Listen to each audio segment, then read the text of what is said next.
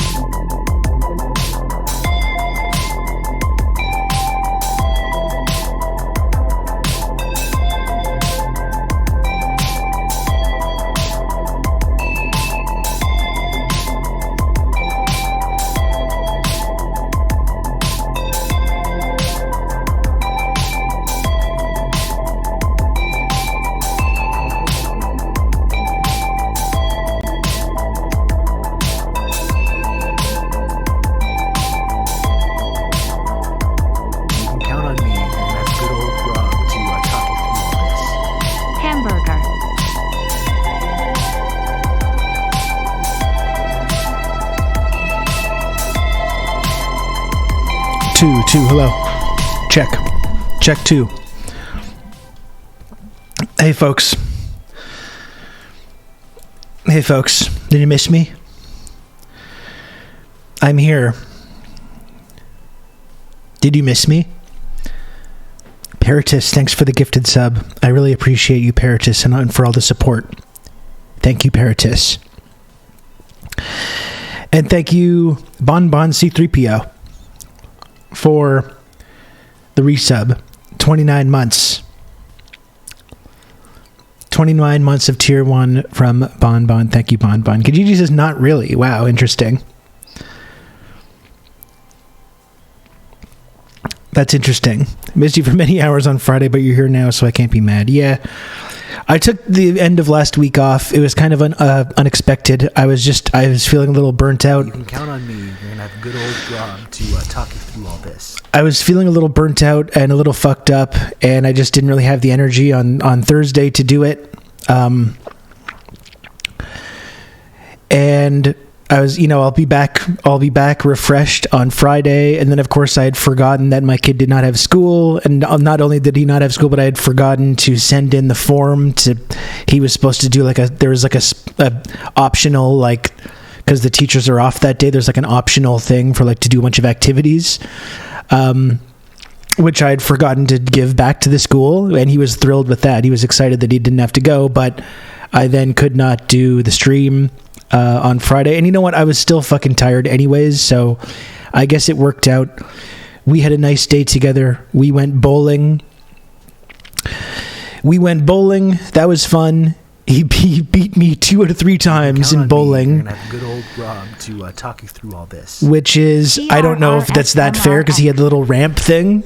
There was no bumpers, but he had the little ramp that you put the ball on, and I feel like that's not fair, personally.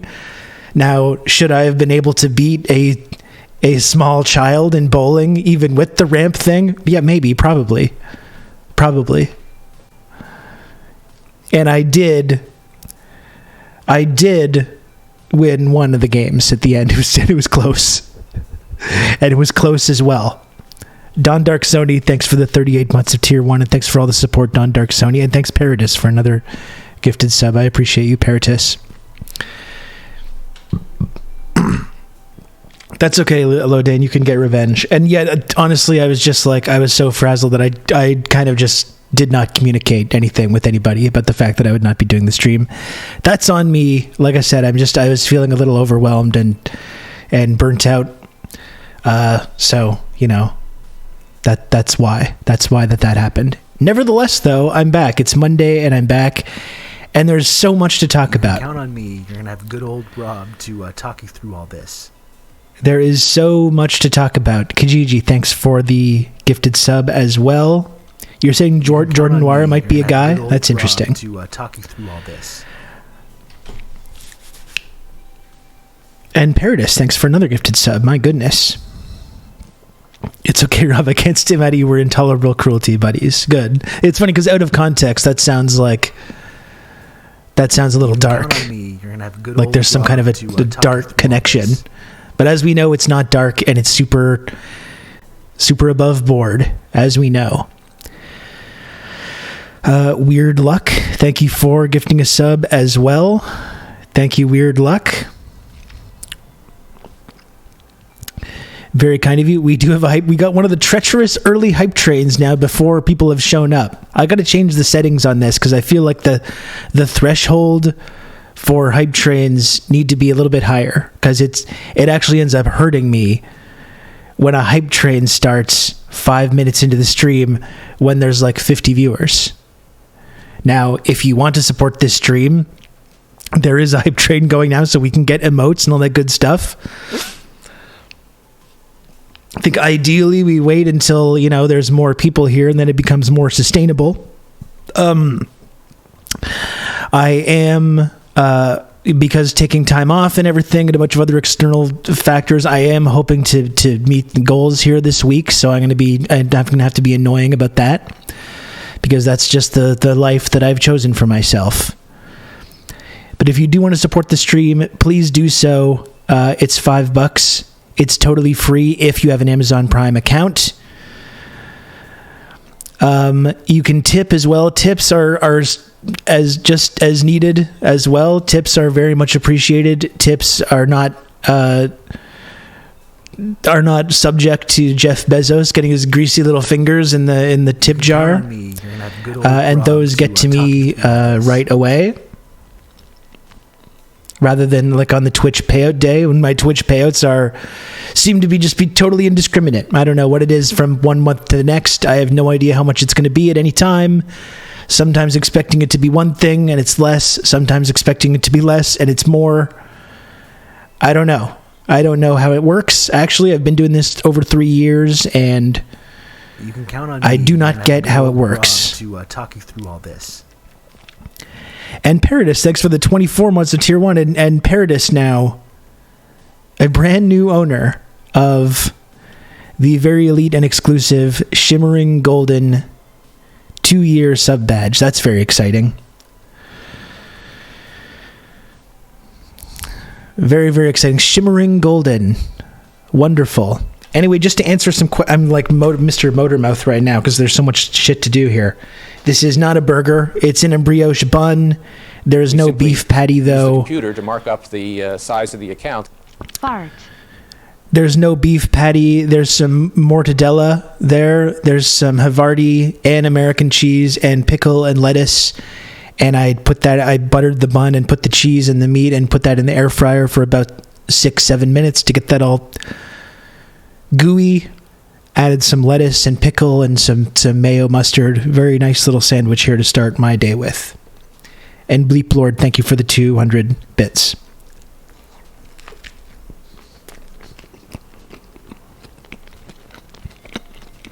It's really good, John. Seriously. The 2 kinds of cheese was really like a smart move on there.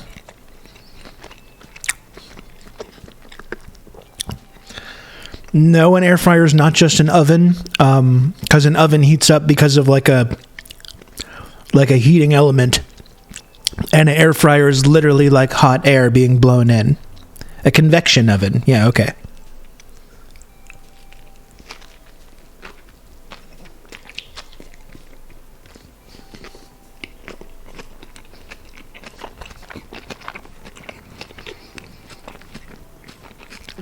Mortadella is very good, yeah.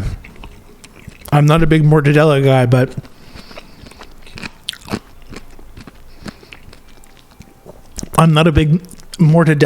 I was in the grocery store and I was like, hey, this looks kind of nice. And I gotta say, it is nice.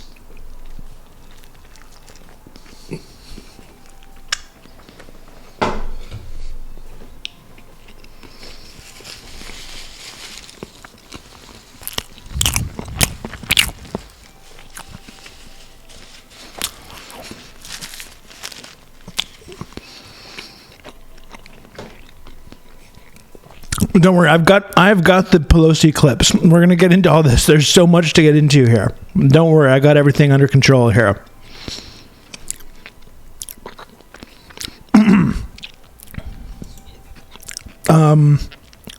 2 minutes left in this hype train, though, as well. So if anyone else wants to support the channel and subscribe to this program, give subs, whatever you want to do, bits, tips, whatever you need,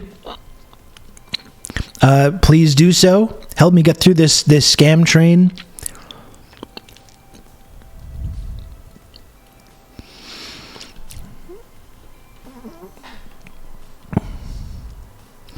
Is it true you can make crisp French fries in an air fryer without oil and all the saturated fats? Diego, I would let other people speak to the ability of the air fryer to like simulate a deep fryer. The friendship triangle. Oh my goodness, Paradis, thank you for the 5 gifted subs. Thank you for the 5 gifted subs, Paradis. Very, very kind. I really, really, really appreciate the support. All your support right now is very, very needed. I've had success. I've had success with waffle fries in that regard, but never with crinkle cut. Friendship triangle. Oh my goodness, who's that? Comrade Bushy. You can count on me. You're gonna have Comrade Bushy. Thank you for the 5 gifted subs. Always coming through, Comrade Bushy. I appreciate that so much. Thank you. Lodane confirmed that I'm getting an air fryer. Well, one thing that it does do, though, is it does, even if you get frozen fries, it really like makes frozen stuff really quickly and goodly.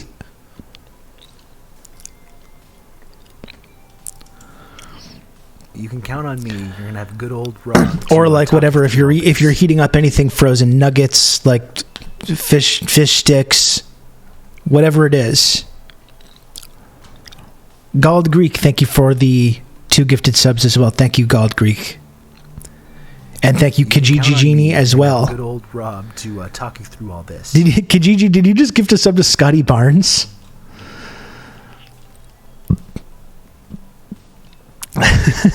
That's amazing. And thank you, Doc. Not so strange as well. Wouldn't it be funny if we pilled Scotty Barnes, the Raptors' future superstar, Scotty Barnes? Wouldn't it be funny if I made Scotty Barnes a Marxist-Leninist? That would be very funny. Like, you have to admit, that would be really funny. Anyway, look what I got here as well. This is going to wash down that sandwich quite nicely.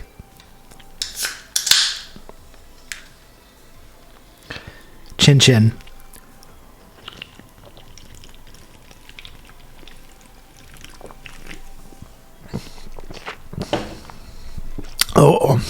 Oh.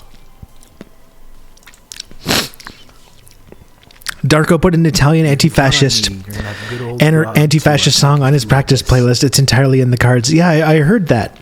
You never wonder with some of these guys from Eastern Europe, right? Darko seems like a super nice guy, but you never know, like, politically where they're going to be at. So I'm happy to know that he seems cool on that respect. I wish the season wasn't so fucking depressing, but that's neither here nor there.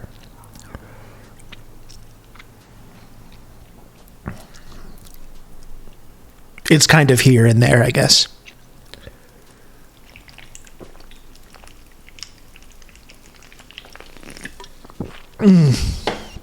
Okay. I was dehydrated and low energy, and that's very nice.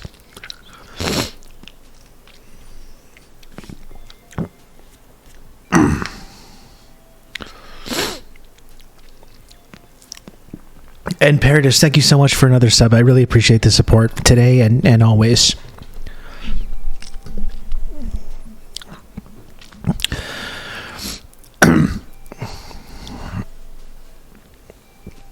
I saw somewhere that Golden Dawn came for Giannis at some point. Well, speaking of pilling NBA players, we got to pill Giannis on some stuff. He should become a socialist Pan-Africanist.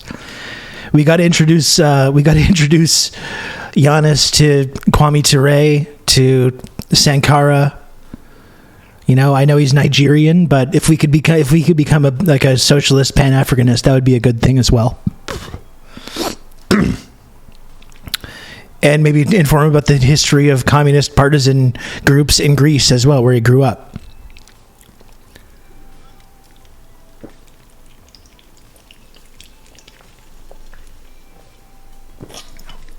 Oh, maybe we can get Thanasis. I don't want Thanasis. I'm sending him back. I'm trading down in the socialist draft to avoid that, actually. Oh, okay. I really just slammed that. That was very satisfying.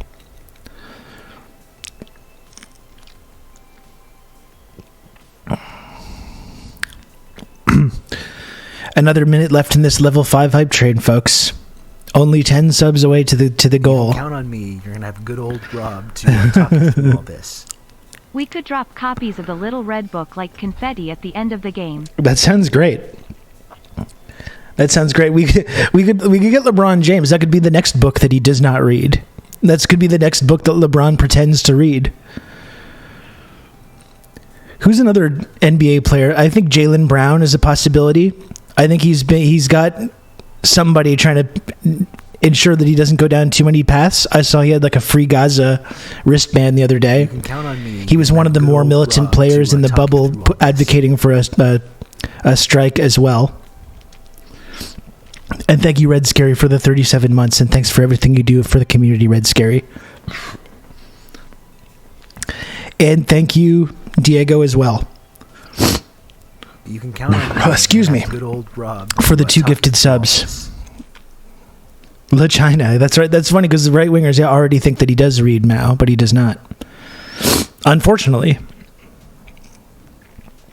Do you have a little cold? I don't think so. I honestly feel I feel kind of hot a little bit, and maybe my nose is running a little bit, but mostly I feel fine right now. First time chat. Take a girl named Tara. Don't see her for 2 years. Congratulations, Tara. Miss you. Absolutely. I'll get a tiramisu. Yeah, no, that's really good. Good one.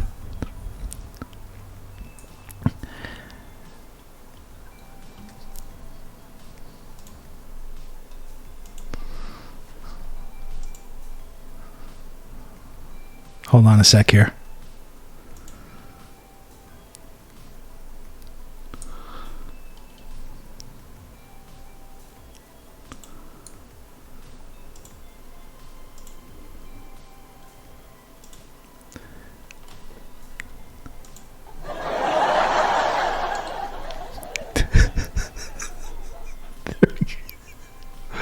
Easy. It just took a second. It just took 1 second to do that.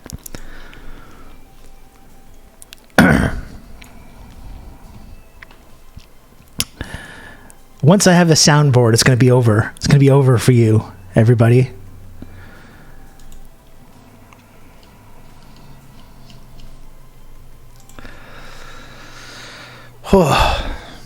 And who else?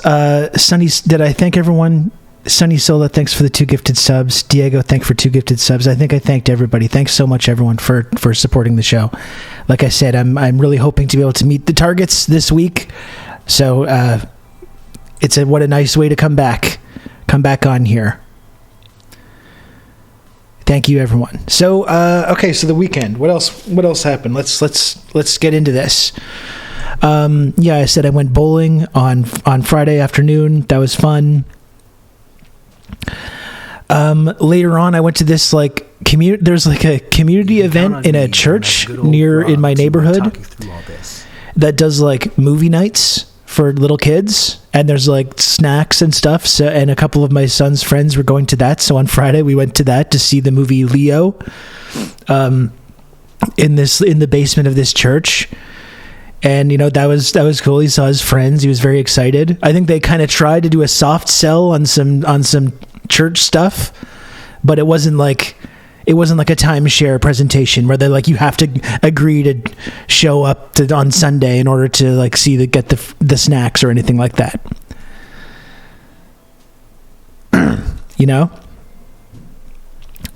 So it was nice. It was a nice little community event. He saw his friends. He was very excited. I do keep ending up in church basements. It's true.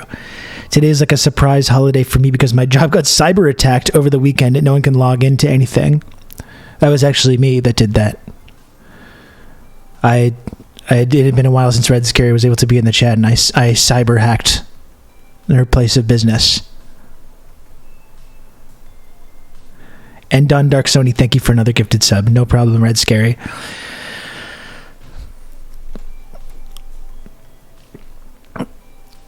So yeah, then on the rest of the weekend, I had a nice rest of the weekend, actually. It was pretty relaxing. Saturday, after kind of doing a lot of parenting during the week, I got to kind of like chill out a little bit. I made a really nice dinner on Saturday night. Some very, very spicy noodles. I got those Buldak 2x spicy noodles to eat on stream as a way to like torture myself, but I've actually cooked with them a couple times since then, and it's actually really nice. To have the super spicy noodle with you make like a vegetables or chicken or whatever, meat or whatever it is, and then you kind of combine it. Really good. So I made that on Saturday night. I had a really nice meal. Do you ever make knot noodles? I switch out the different kinds of noodles and rice. I make probably at least 2 to 3 times a week. I make pretty much the same meal, but I just swap out the vegetables and the meat and the noodle and the rice. You have kind of like endless combinations of the same thing. You have to start posting these delicious meals in food chats. We can post little cartoons under it. You're right. I should do that. I take pictures. I'll do an info dump. I'll do a photo dump in the food Discord because I've got so many good food pics from the last couple of weeks. Maybe I'll start using the Discord server more. I don't know. Maybe. I do believe in it. I love the Discord server. Just I find it a little intimidating sometimes. There's so many different channels and there's so much stuff going on, and I get confused and frightened.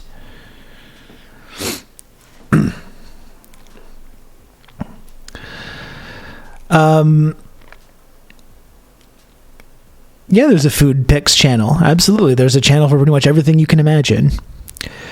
So I made a really nice dinner. And I had one of those nights as well where I was like, I'm going to go pick up, I kind of wanted to have a little drinky, because we were going to watch the Royal Rumble with the community.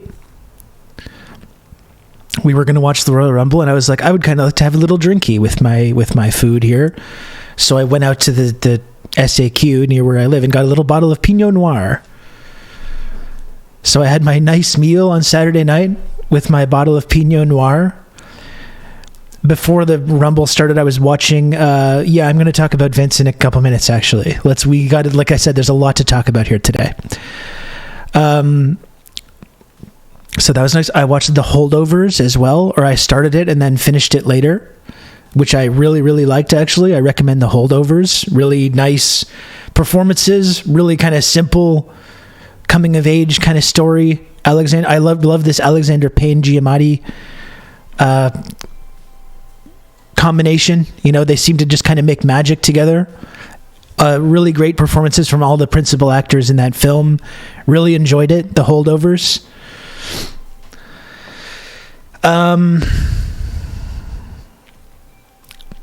So then watched the Royal Rumble match and pretty much enjoyed that. I got a little tipsy because I was like, I'm going to drink half this bottle of Pinot Noir and then I'll have the other half for tomorrow night. And I can have a glass or two of wine tomorrow night with my dinner then. And then I ended up just drinking the entire bottle. So I was a little tipsy when we were watching the Royal Rumble. I was a little tipsy. I didn't want to do nothing too crazy or anything like that, but it was a little outrageous.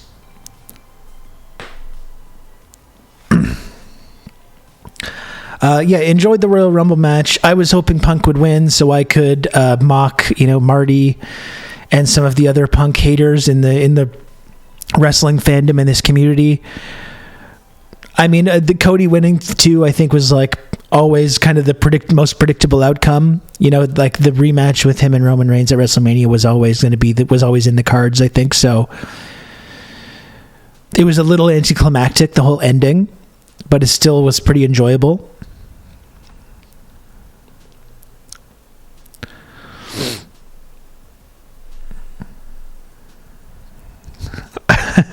I wasn't crying, James. What are you talking about? I wasn't crying.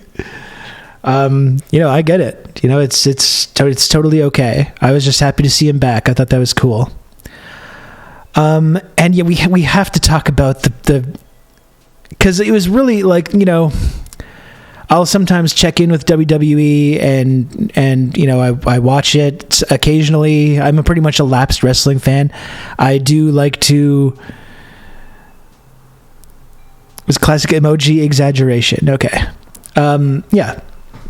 I was fine with Cody winning. I like Cody. I'm looking forward to the rematch with Roman Reigns. Like I said, I think it would be really funny if he did not win at WrestleMania again. If Roman Reigns went over again in WrestleMania, I think that would be one of the funniest things I can possibly imagine.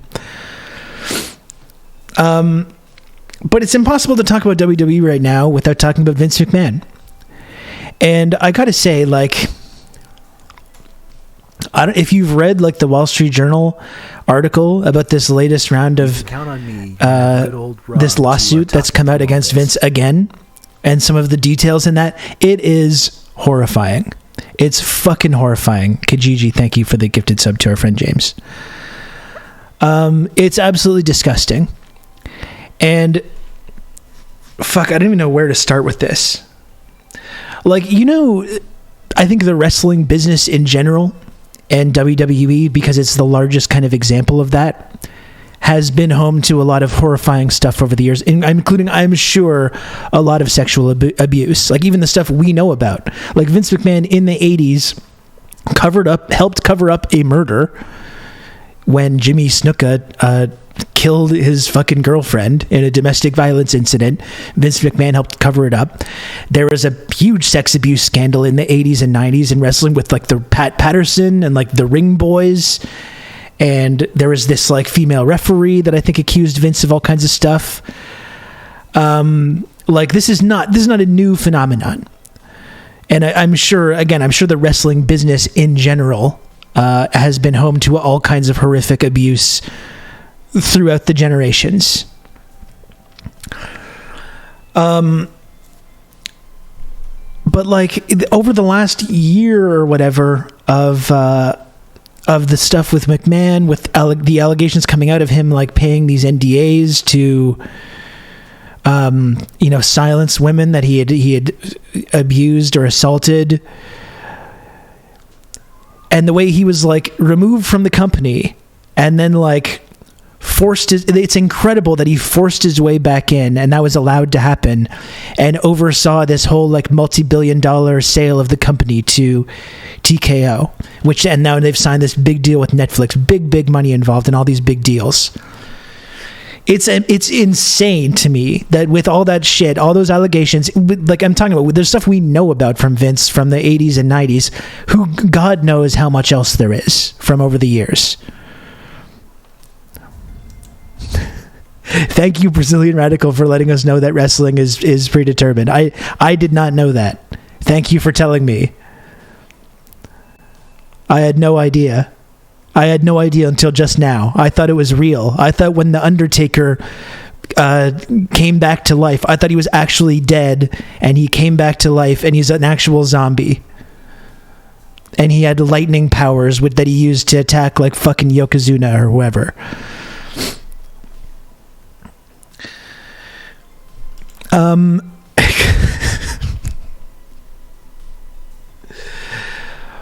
But so yeah, it's insane to me that Vince was allowed to come back to oversee that huge deal.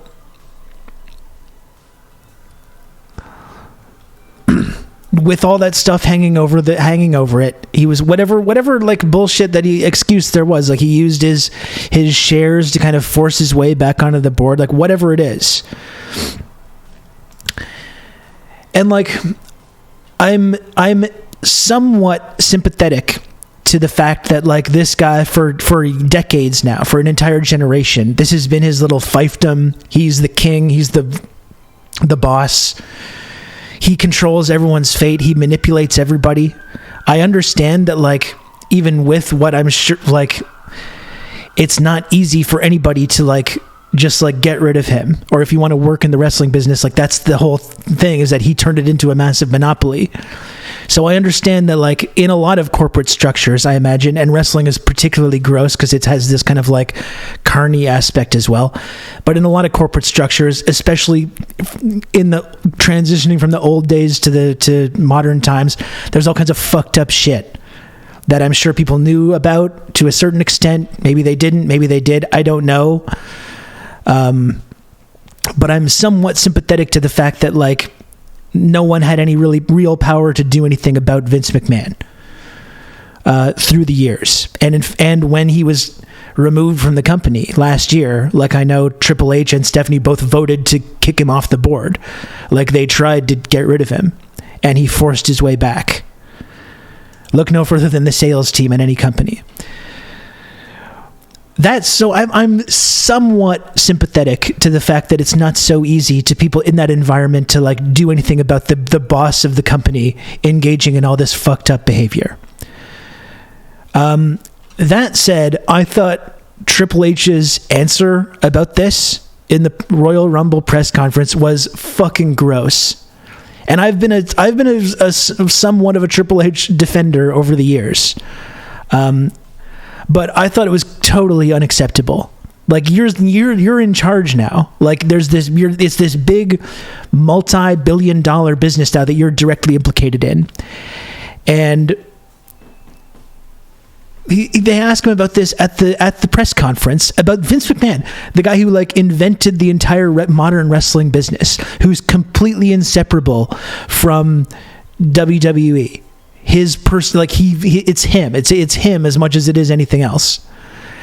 And this man has been accused of horrific sex crimes, sex trafficking. If you read what's in this lawsuit, it's horrendous. It's just this extensive listing of just the worst things that you can imagine, pretty much, like grooming and sexual abuse and you know, it's awful.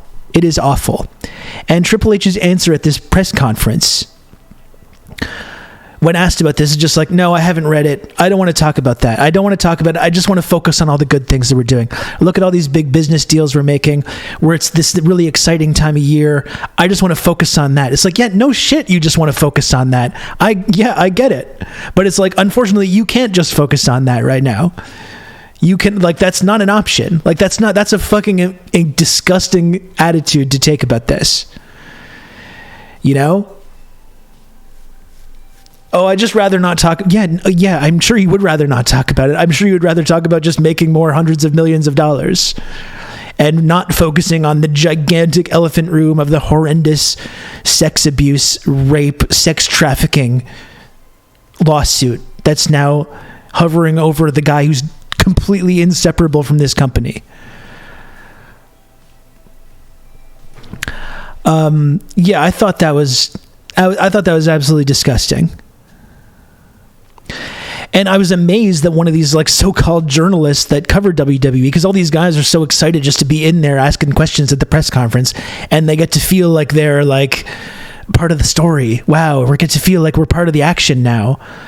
And all these journalists are so afraid of losing access that they don't want to ask hard questions about this. I was amazed that someone even actually asked this question. But yeah, the way that he was able to just deflect that and say like, oh yeah, no, don't they usually go with no comment? I mean, I guess, dude, but it's like, it's fucking Vince McMahon. And like, you can't just say like, oh, it wasn't even no comment. Like, it's not what he said. If it's one thing, actually, if he had said, oh yeah, it's an ongoing legal matter, I don't have a comment at this time, that like legal thing, that's not what he said though. He's like, let's not talk about that. I would just rather focus on the good, positive things that we're doing, rather than my my father-in-law, who just got accused of fucking sex trafficking in this lawsuit, and some of the most horrific, like, depraved sex crimes you can imagine. Yeah, he said he hadn't read the suit and that this week was amazing. That's what he said. So it's like, this is a huge clusterfuck, you know?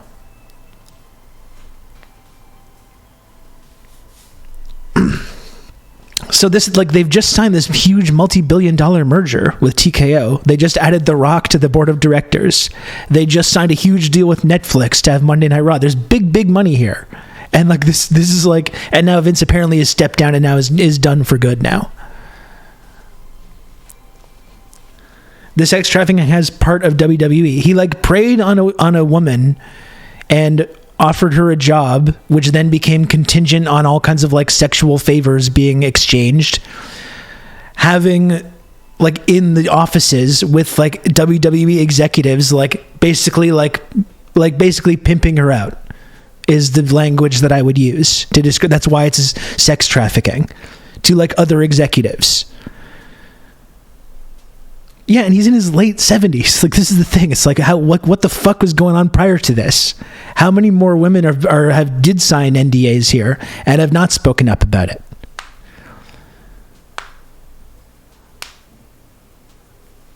Don't be such a bummer. Stop harshing my mellow, asking about all the sex crimes. Yeah, I mean, it's like, it's fucked up. And that's what I mean. It's like they had an opportunity to, I think, get rid of Vince permanently. Whatever power he had to like force his way back onto the board, it's like there has to be it's just amazing to me that was allowed to happen by all the big money people that were behind that deal that full well knew about all these allegations and all this stuff hovering over it. It's absolutely incredible. That was my only shock. You'd think that's happened 20 years ago or beyond. Well, this is what I mean, Alexander. Like, I'm trying to separate the fact that like there's this like there's the past of that business and this whole boys club thing. And I'm not saying that it's okay. It's absolutely not okay. But like, this has been a publicly traded company now for years, who I thought like they do all the language about like corporate diversity and inclusion and like a safe working environment. They've been talking about, like, Stephanie McMahon's been talking about this for a while. Philanthropy, all this kind of shit. So you would think, regardless of whatever fucked up shit was going on in this industry prior to it getting kind of cleaned up, it's amazing that years after going publicly traded, after going legit, after they have an HR department, they have all the like institutions in place that modern corporations are going to have. And the fact that their fucking 73-year-old CEO was engaging in this kind of fucking behavior, it is just, it's like unfathomable, and it's really, really awful. And like I said, I thought if Triple H wants to be in charge now and wants to be in charge of this business, like, he can't just say like, oh, I haven't read the suit, this week was amazing, and let's just focus on all the good things. Like, that's embarrassing. That's fucking embarrassing. And if he did know, yeah, I think if other executives knew the specifics about some of this shit, and they knew, I get that Vince McMahon is Vince McMahon, but if you helped cover that up, you should be gone too. Triple H is almost certainly referenced in the lawsuit as knowing. Well, that's the thing. We don't know exactly who is referenced. And like I said, it's like he's Stephanie's husband. They did make an effort to get rid of Vince. Maybe they were insulated somehow from that information, but that it starts to stretch belief when you start thinking that like they didn't know what was going on. Like, look at the shit that like was in the storylines that they were referencing about Vince McMahon's like activities. There's a clip of Stephanie McMahon accusing Vince in a storyline, accusing him of like putting her in sending her to meetings with like executives and stuff, and referencing that exact behavior.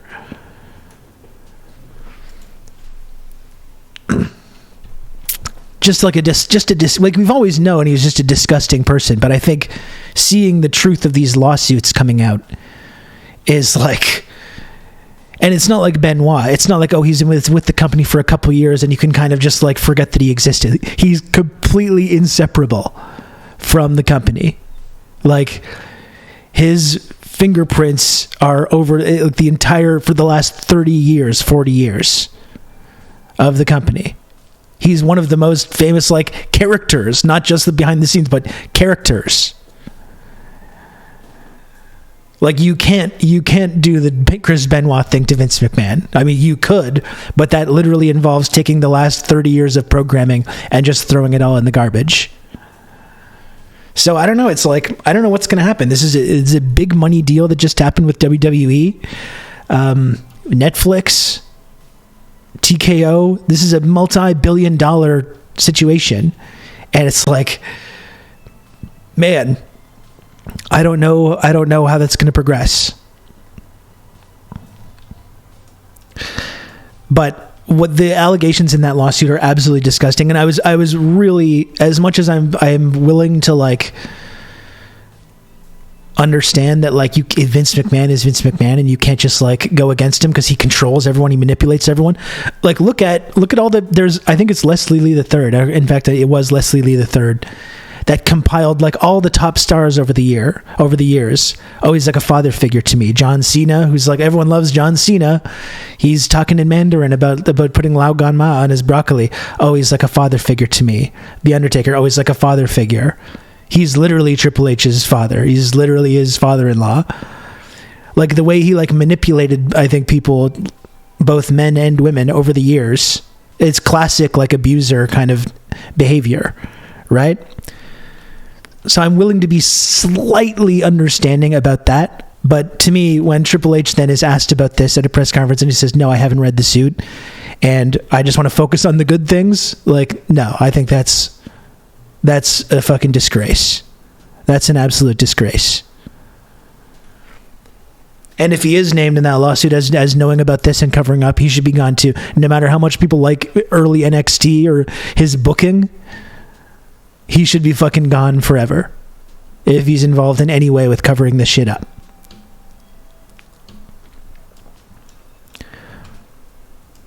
And like I said, I think he had an opportunity to actually comment on this in a way that was like meaningful, and he did not do that. Yeah, I could not put enough content warnings on the lawsuit. It is horrid. Like really. It is absolutely horrid.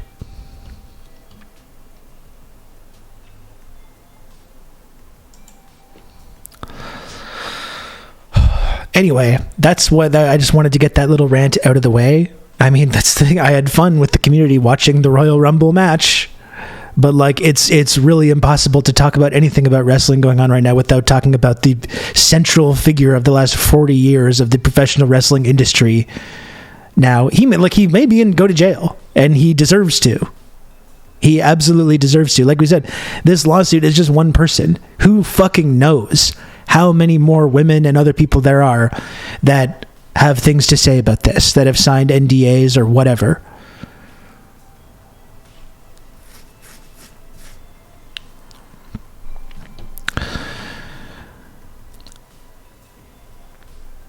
Ugh.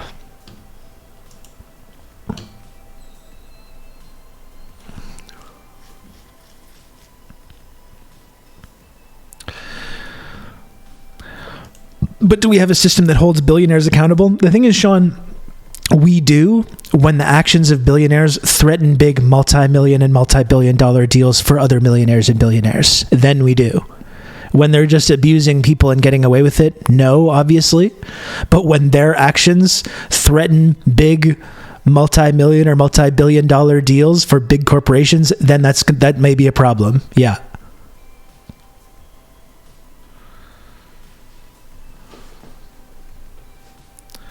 Hoping for a Bud Dwyer moment from Vince. Oh, absolutely. Absolutely.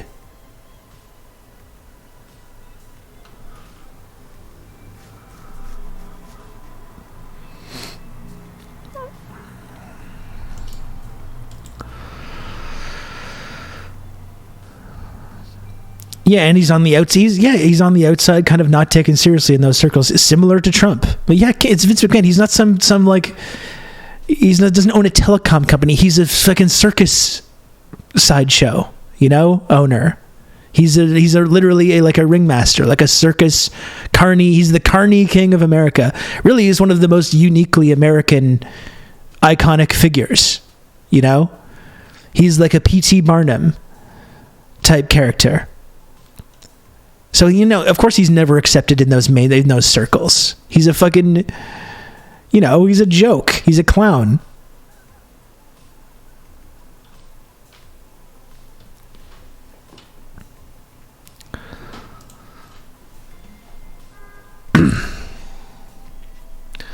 Or a Trump as well, like I said. Uniquely American figures, all grotesque, fucking carnival barking abusers.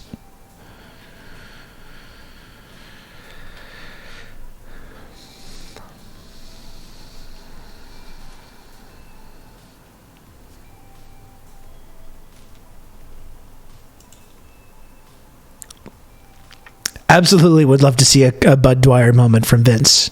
It would be a fitting end if he did the limo angle, but for real.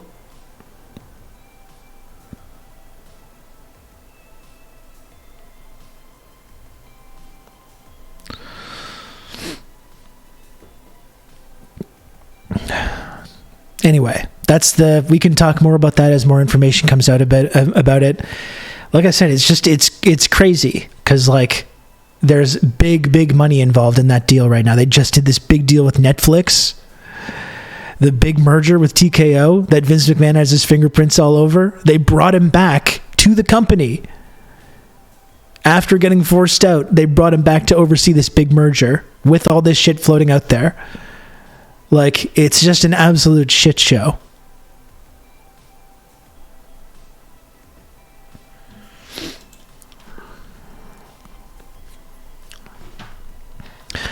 I'm going to get some water. We're going to talk about some more stuff. Just one sec. We got so much to talk about today.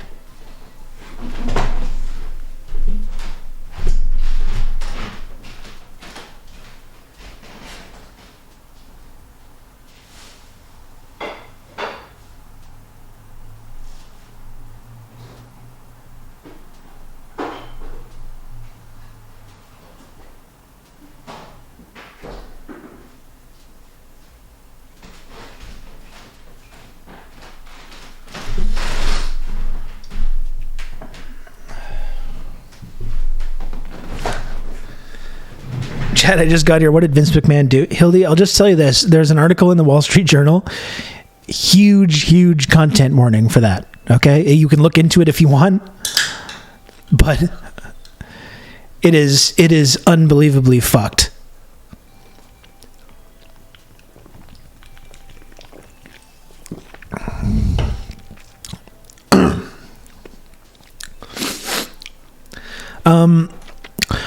So what else before we get into the news and everything like that? I got another 10 minutes before we hit 1 hour, which I think is probably enough chit chat. I did have a nice day yesterday watching football.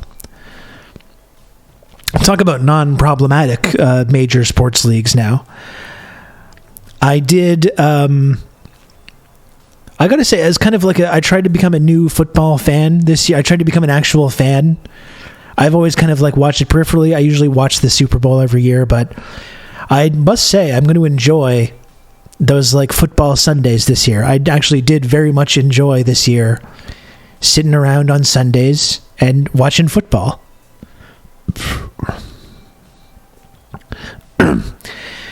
And yeah, watched the games yesterday. That was enjoyable. Not super emotionally invested. I don't love the Ravens, but I'm tired of the Chiefs for totally non Taylor Swift reasons. I think it's cool that Travis Kelce and Taylor Swift are dating. I think that's fun, good for them. I think it's funny how mad people get about that, actually. People are spinning all these kinds of like deranged conspiracy theories. They think like the NFL is rigging, like the Chiefs have been to the Super Bowl 4 of the last 5 years, but this year now they're only there because it's being rigged, and it's because there's some kind of a psyop to convince people to get the vaccine and vote for Joe Biden. That's what's going on here, and to get young teenage girls watching NFL because of Taylor Swift. It is absolutely insane, the reactions that it's leading people to have. And in fact, I guess even though I don't really like the Chiefs, in any sport, I get tired when one team just is continually successful over and over and over. I naturally want them to start to someone to kind of knock them off that perch.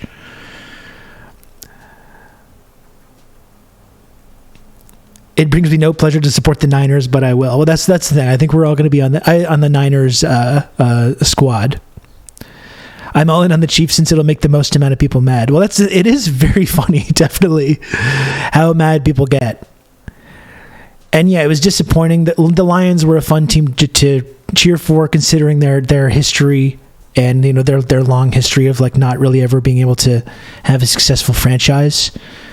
I was always a Niners fan growing up in the Joe Montana and Jerry Rice and then Steve Young and Terrell Owens years. So I'll always have a soft spot for them. So I wasn't devastated that the Lions lost or anything, and I will be cheering for the Niners in this Super Bowl. But I do actually, because of how deranged and insane people are, I actually would think it was quite funny if they are able to win. And apparently Taylor Swift has like a show in Japan, and there's a question whether she's even gonna make it back to the game. I like on that level, like what our friend Miss Robin was just saying. On that level, I kind of will. I think it would be funny if. Yeah, as a lifelong Bills fan, I can't cheer for the Chiefs. That's exactly right. I do think it will be, just because of how insane people are, I think it would be funny if they did win and that she's involved somehow.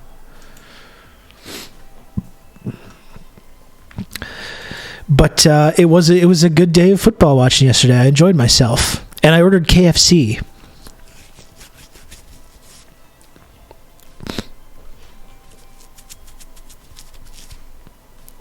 I don't get a lot of KFC, but I ordered KFC while watching the football yesterday. It was very relaxing. I slept in a little bit. I watched football. I ordered KFC, or PFK, excuse me. What was the order? I got one of those boxes that was 4 pieces of regular. And I live near a bunch of Korean fried chicken that's like literally the best fried chicken like in the world. But I was like, no, I want the bad fried chicken. And I got one of those boxes that had 4 pieces of chicken, some of the popcorn chicken, fries, macaroni salad.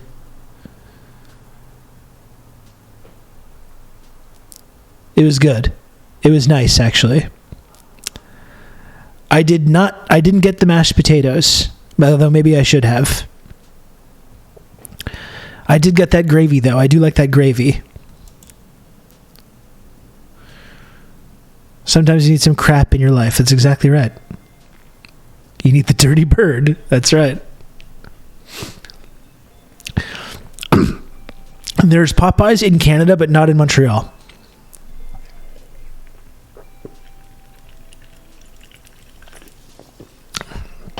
There's Popeyes in Toronto, for example, but not in Montreal. But it was nice. That was my day yesterday. I just hung around. I slept in a little bit. Montreal has weird bylaws about fast food. I don't totally understand why it is. Like, we don't have Chipotle, we don't have Taco Bell, we don't have Popeyes. There's a number of franchises that we don't get here.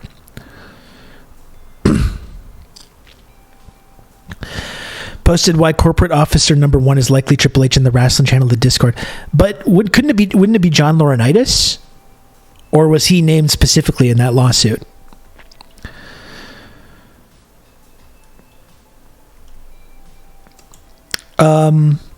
But that's it. It was nice. I had a nice day. I slept in. I went to bed a little bit late. I slept in. I hung around. I ate KFC and watched football. It was a nice Sunday, folks. I had a nice Sunday.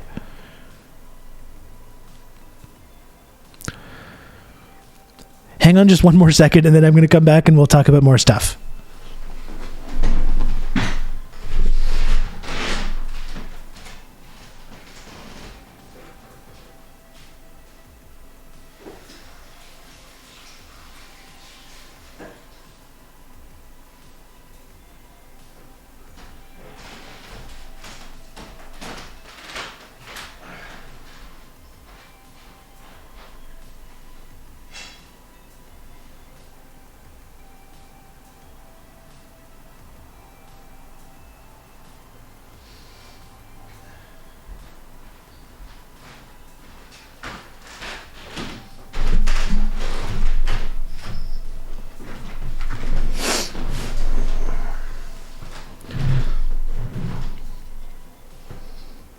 Okay, just one more sec.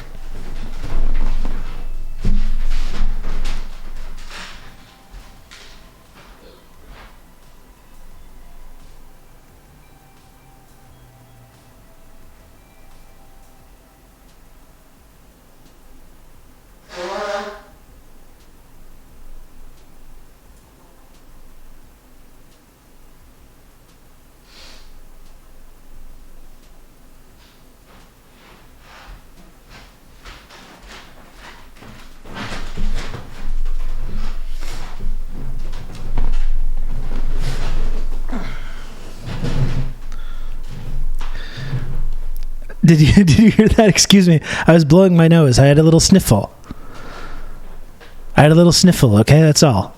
I don't want to keep sniffing around into the microphone.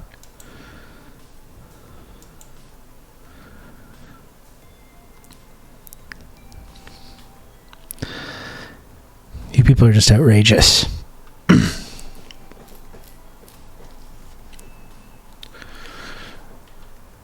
And I had some dry skin situation here, and I had to give my face a little wash. If you must know, I had to wash my face a little bit, and I blew my nose, so I didn't have any more sniffles.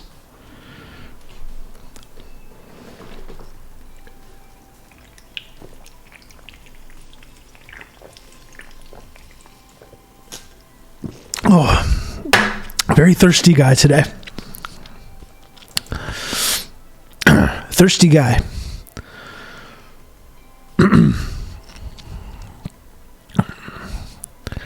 Water won't help with dry skin. Okay, well, I don't have time right now when I'm live and I got people watching the show. I don't have time to do a whole face routine, a face moisturizing routine. Okay, I gotta keep this moving. I gotta keep this rolling here. Anyway, it's probably time to start talking about like the news, not sports and not WWE stuff.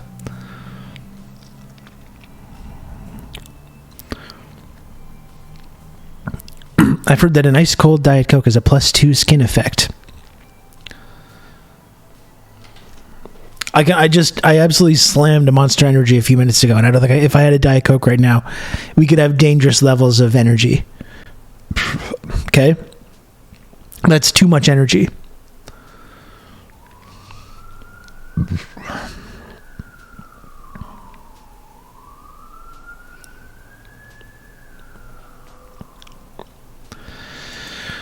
Okay.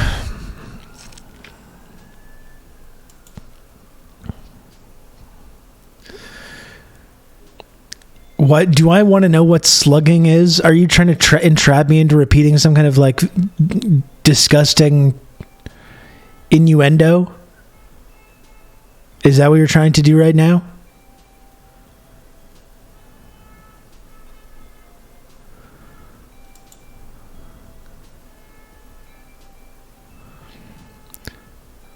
Yes, slugging is awesome. That's when people in the chat get too unruly, and I give them a knuckle sandwich.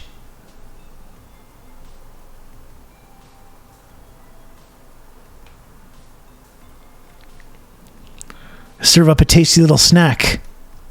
It's lunchtime. How's that for slugging?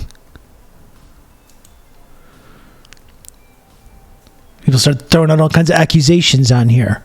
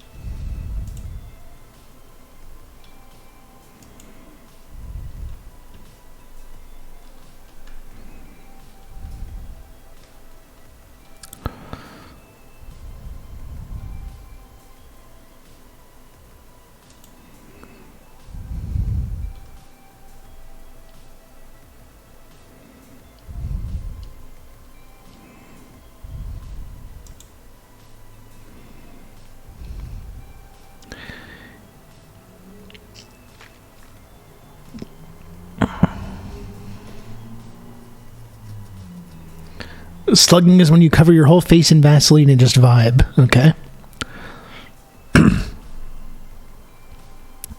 Putting a thick sealing skin protection, Vaseline, for example, over moisturizer. Okay.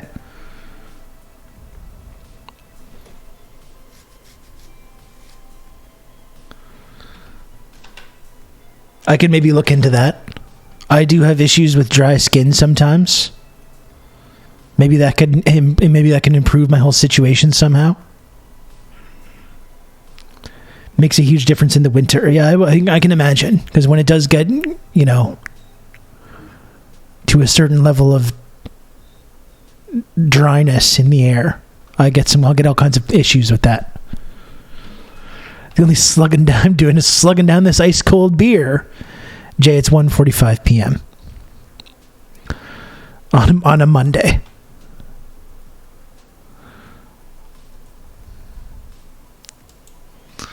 You should do your next. It's 11:45 a.m. Okay, you should do your next stream with a thick layer of Vaseline on your face. I'm sure everyone would be normal about that. I'm sure everyone in the chat would be normal about me doing a stream with my face covered in Vaseline. I'm sure it'll get all kinds of respectful comments about that.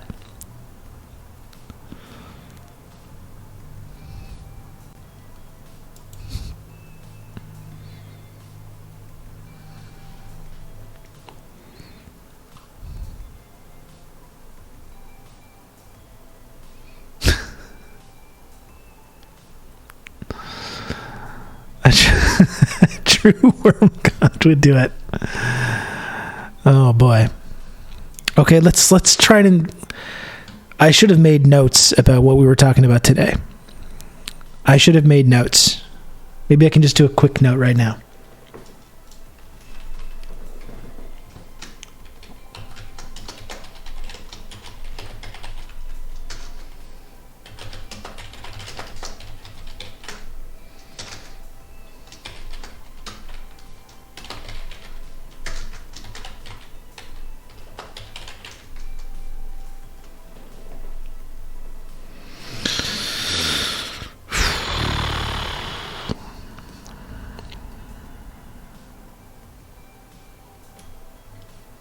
Instead of making notes, Rob was watching football. That's exactly right.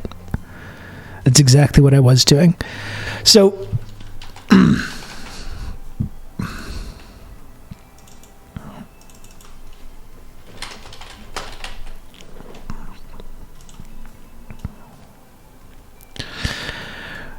I haven't been here since Wednesday.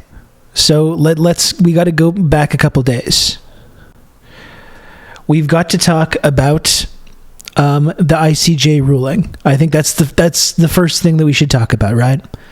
The ICJ ruling on Israel, which I saw a lot of people being skeptical and pessimistic about, which I understand. I also thought that some of the people being like, this doesn't mean anything, it's toothless, there's no ceasefire order, and all the people that were being really critical of it were kind of doing Israel's job for them, because you're spinning it as a win for Israel, and that's exactly what they were doing as well.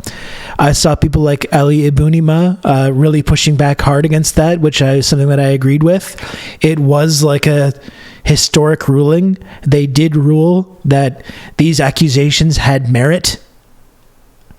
So I think it's important, just from a InfoWar perspective, to spin that as a massive blow, a historic ruling against Israel, which is, I think, what it was, We can talk about some of the things that still need to happen, obviously, but in terms of what we were all expecting to happen, I still think it was a really incredible and historic moment. The fact that the ICJ confirmed that these accusations did have merit, which also means that Canada and the United States, and not only our political class but our media class as well, have been participating in something that, according to the ICJ, could be called a genocide.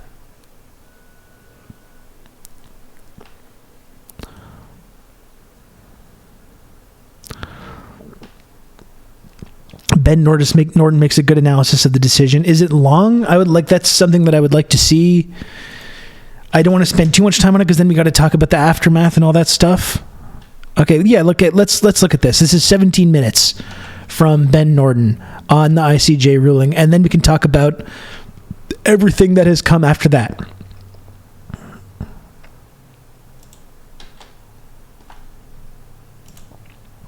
The International Court of Justice at The Hague made history on January 26th by stating very clearly that there is sufficient evidence to investigate allegations that Israel has committed genocide against the Palestinian people. The International Court of Justice, or the ICJ for short, is the top legal authority of the United Nations. And in December, South Africa introduced a case that accused Israel of committing genocide against the Palestinian people as part of its brutal war in Gaza. To summarize the main points of what the ICJ decided, I'm going to read here a few lines from the United Nations official news service. It noted that the ICJ declared that Palestinians had a right to be protected from acts of genocide, calling on Israel to take all measures within its power to prevent such actions and allow the entry of desperately needed humanitarian aid into the war-shattered enclave. Furthermore, the UN News Agency noted that, quote, the court considers that the catastrophic humanitarian situation in the Gaza Strip is at serious risk of deteriorating further before the court renders its final judgment, according to the president of the ICJ, who stated that Israel is ordered to prevent further bloodshed in Gaza. So if you hear those words, it's obvious that The Hague was telling Israel that it needs to stop killing Palestinian civilians. However, the Western media completely distorted the decision, and the New York Times provided an example of the ridiculous propaganda that fills the US media. By T River 2C. Stout Lover, thanks so much for the 8 months tier 1. Very much appreciated. Thank you. Published a headline, quote, UN court declines to demand Israel stop its military campaign. That is extremely misleading. Similarly, the Wall Street Journal published another ridiculous headline stating, quote, World Court rejects demand for Gaza ceasefire, which once again is missing the forest for the trees. What these media outlets are doing is misleadingly splitting hairs about definitions of words while ignoring the main facts of this extremely important legal decision. Now, South Africa, in its case, had called for an immediate ceasefire, and technically the Hague did not explicitly call for a ceasefire. However, as the head of public diplomacy for the South African government stated very clearly on Twitter, I'm going to read directly from him, quote, to be clear, the ICJ has effectively ordered an immediate ceasefire and for Israel to halt military operations. And he notes that in its decision, the ICJ stated very clearly that Israel needs to stop killing Palestinians, and Israel also needs to stop causing serious bodily or mental harm to Palestinians. So essentially, this is a call for a ceasefire because the ICJ is saying that Israel needs to stop bombing Gaza because, of course, as it bombs Gaza, it is killing large numbers of Palestinians, in particular, the vast majority of the more than 26,000 Palestinians killed by Israel since October have been civilians, largely women and children. And like we can point out as well, it's toothless. They're making this demand, but they can't really enforce that with anything, and they can't enforce anything with the United States being there to give them their full support. And like, yeah, that's true. Like we can understand that that's true, while also recognizing how historic this is, and the fact that by continuing to shield Israel, the United States, Canada, Britain, the international rules-based order are directly implicated in something that this International Criminal Court has ruled can be described as genocidal. So yeah, obviously we need more to happen, but I don't think we should downplay the importance of this ruling at the same time. Now, some people who are very critical of Israel and support the Palestinian liberation struggle have claimed that this is actually not a victory for the Palestinians. I strongly disagree with that, and many international legal experts disagree as well. I want to read this brief analysis This from is a good professor thread by of law Heidi. named Heidi Matthews, and she spelled it out very clearly. She referred to the Hague's decision as, quote, a big win for Palestinian advocates. She noted that the ICJ directed Israel not to commit or incite genocide, therefore indicating that it's plausible for Palestinians in Gaza to claim protection from genocide, and the need for protection is urgent. She said, I think we can infer from this that at a minimum, there is a serious risk that Israel will commit genocide. That is the minimum. This is also important because it puts all states on formal notice of the serious risk of genocide, which triggers states' duty to take concrete steps to prevent genocide. Among other things, this means that in order for states to fulfill their international obligations under the UN's Genocide Convention, they must do something. For example, states exporting arms or military technology must stop. This is a crucial point because the United States has been strongly supporting Israel as it's carrying out these war crimes, and as Israel could be committing genocide, as The Hague has admitted is a very real possibility. Therefore, the United States is directly complicit in these blatant violations of international law, and The Hague has made it very clear that the U.S. needs to stop sending weapons to Israel that are being used to kill Palestinian civilians. To talk you through all this. USA bad. Ross Publica, thanks for 17 months tier 1. I agree. I agree with you. In contravention of international law. This has massive implications and shows that it's not only Israel, but Israel's Western government sponsors that are now complicit, potentially in the crime of genocide. This is absolutely historic. And this international legal expert, Heidi Matthews, pointed out that this order on provisional measures will have an important and immediate impact on how states are required to act under international... Rob to talk you through all this. Oh hey, it's Rob from the Rob Rousseau Show streaming on twitch.tv. Marty, thanks so much for 34 months. Resub at tier 2, and for everything you do for the community. Thank you, Marty. And look at that, we made the sub goal. That's wonderful. And if I'm going to be here all day, well, not all day, but for the next 2.5 hours or so, and if we make it to 50, I will sing a little song. Just FYI. Law. It will also radically shift the global conversation about what is happening in Gaza.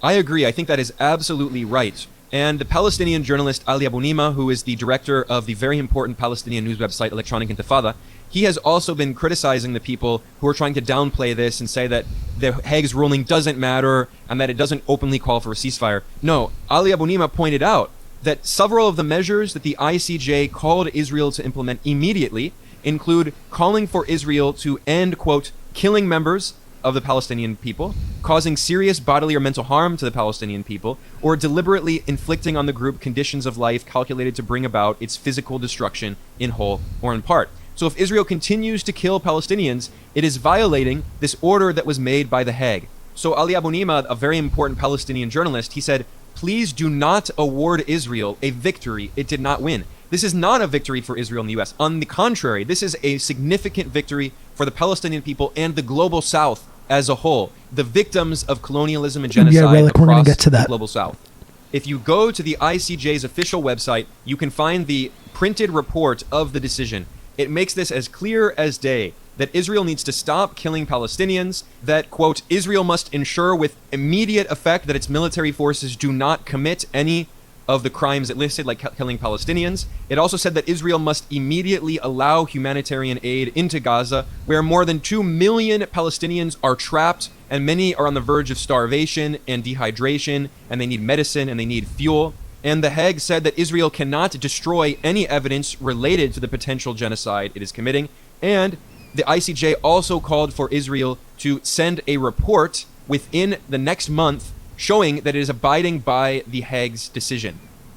Now, this is also very important because it's exposing the hypocrisy of the Western governments that sponsor Israel and claim that they support international law.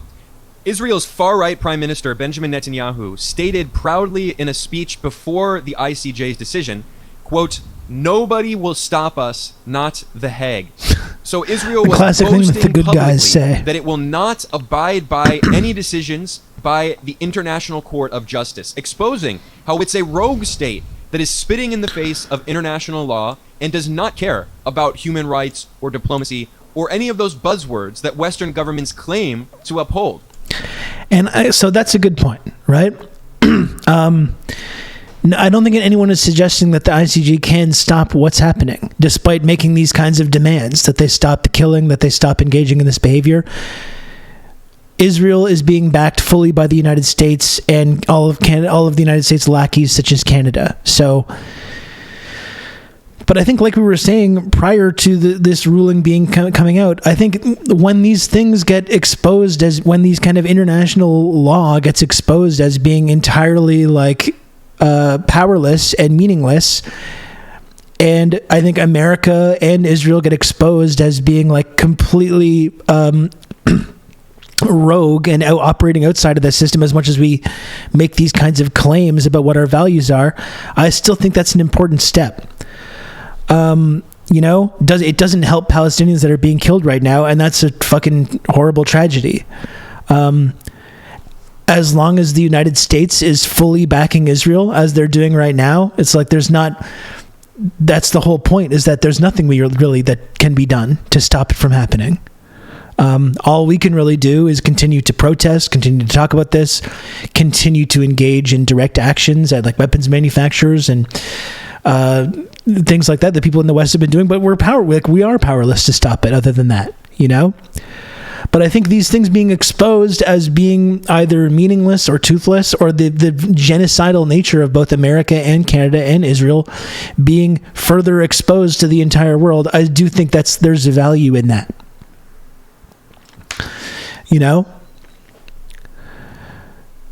No, it's not enough. It's not going to be enough until Israel stops doing genocide. That's just the reality. But it's still part of a process of the depraved nature of America and Israel and Canada and these Western values. There's still, I think, a positive thing that's going on when these values are being exposed as being completely fraudulent.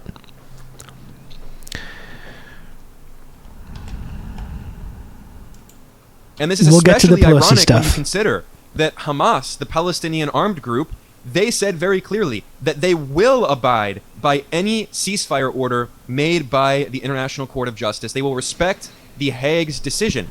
So clearly, one side, the Palestinian people, do side with international law, whereas the other side, the Israeli regime, backed by the Western governments, is violating international law. And it's so ironic that the State Department claimed there is no moral equivalence between Hamas and the government of Israel. Well, maybe they're right, but in the opposite direction. It's the government of Israel that is violating international law, and as The Hague has said very clearly, could be committing genocide. And we can also see this blatant hypocrisy in the response of the U.S. government.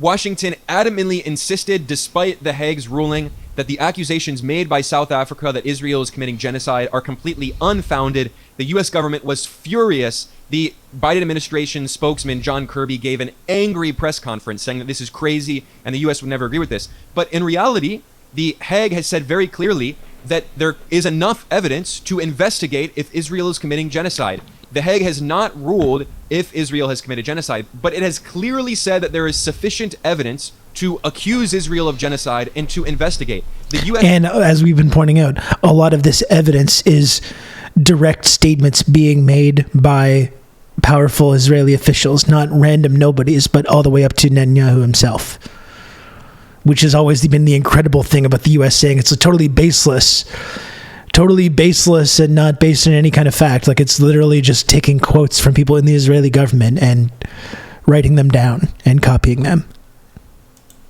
Is completely ignoring that, and yet hypocritically, the U.S. government constantly makes ridiculous, weaponized, politicized accusations of genocide against its foreign adversaries, like Russia, like China. So this shows a clear double standard. And the Canadian government did the exact same thing.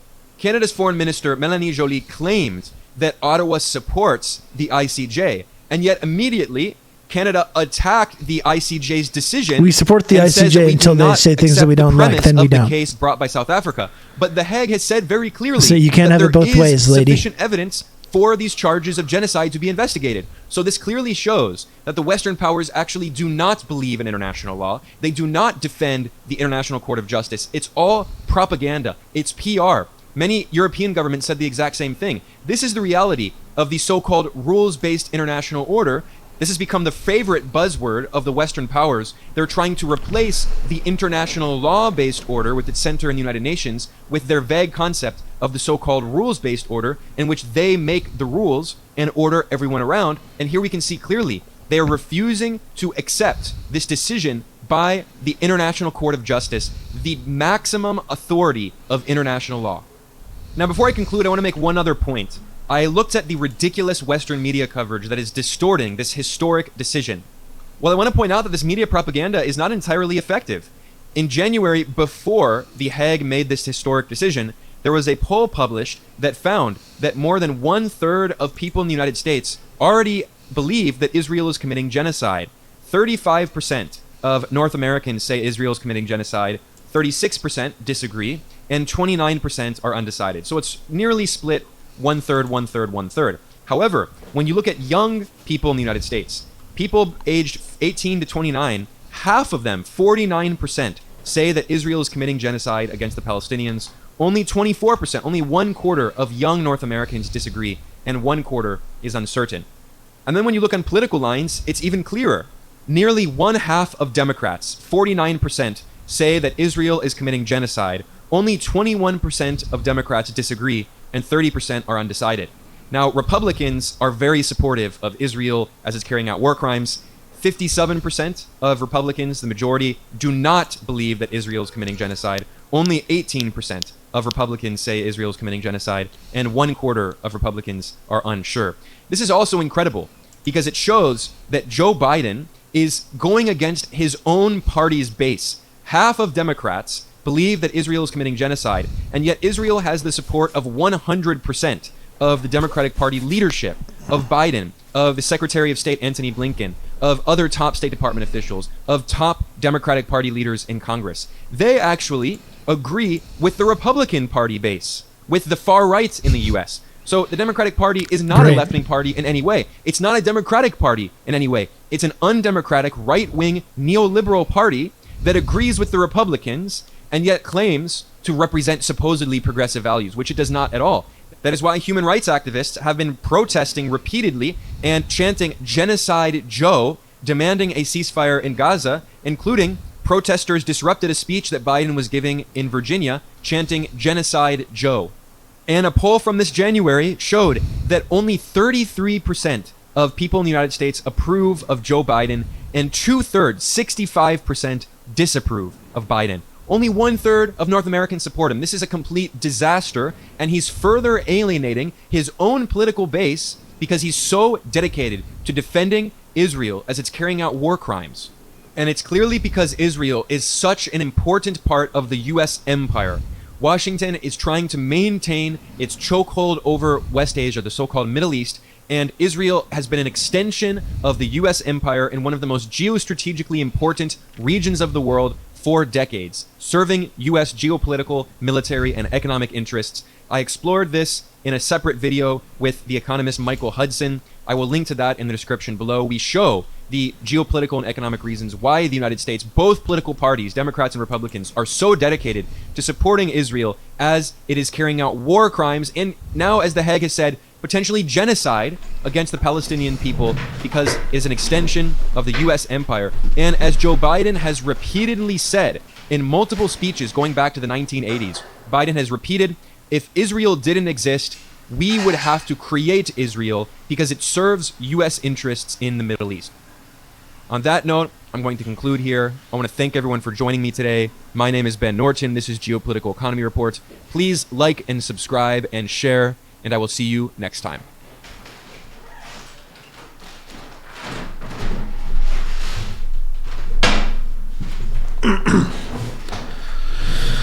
Okay, so I appreciated that analysis from Benjamin Norton. I'm going to link the video if you want to make sure to support his content and follow Geopolitical Economy Report. I should have him back on the show at some point eventually.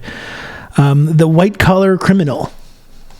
the white collar criminal, Ben Norden. But I think that's a good analysis. That's why I wanted to talk about this. I totally understand people's cynicism and skepticism about this kind of thing, but I also didn't think that we should downplay the historic element of this. This ruling. And like I said, I think, like Ali Ibunima was pointing out, we don't need to. I think it helps Israel when these acknowledgments come out, these historic acknowledgments, and we say like, oh, this is meaningless. This is nothing. This is a win for Israel. It's like I don't think we need to be making those kinds of claims. I'm gonna track him down and face him on a bus for the interview. That's right. Absolutely.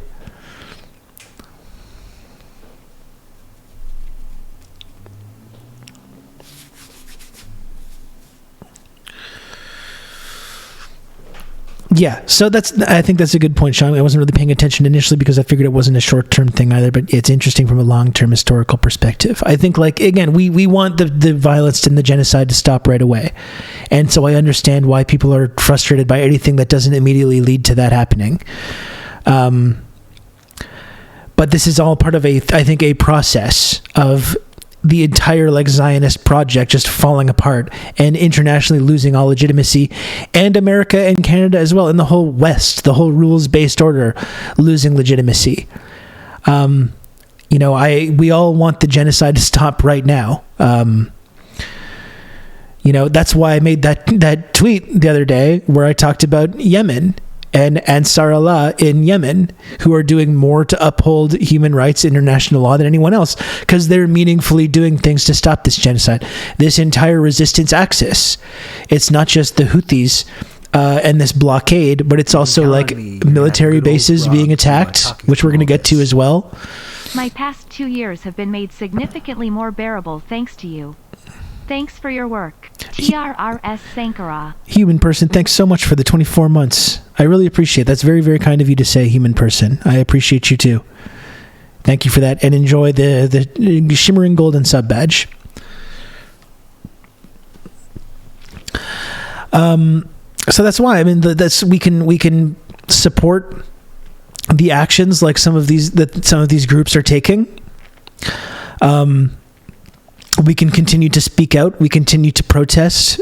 People that are brave enough to engage in this kind of direct action are doing that, even though it's a scary climate for that kind of stuff right now. We talked about Kala Walsh and some of her comrades who are facing some serious legal consequences from some of the direct action that they've been doing with these weapons manufacturers.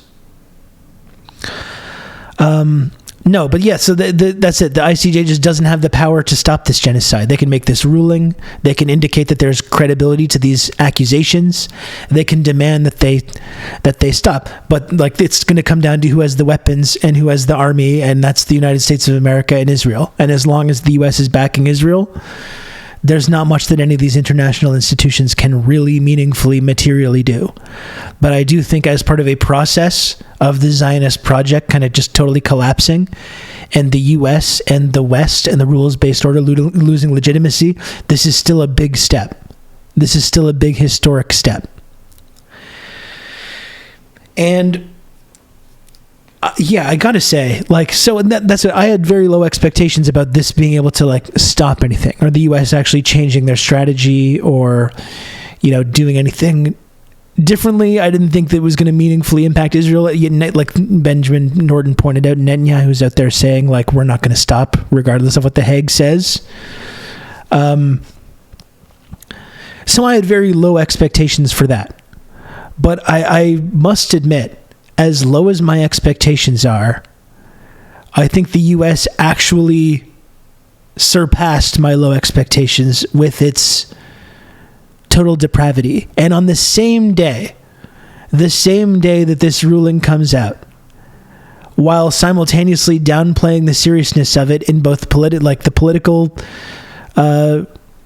spokespeople and the people in the media, such as the New York Times, downplaying that on the same day, and the same day cutting funding.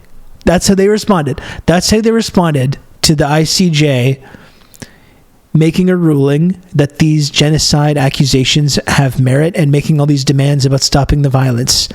That same day, that's how they responded, by cutting funding to the UNRWA.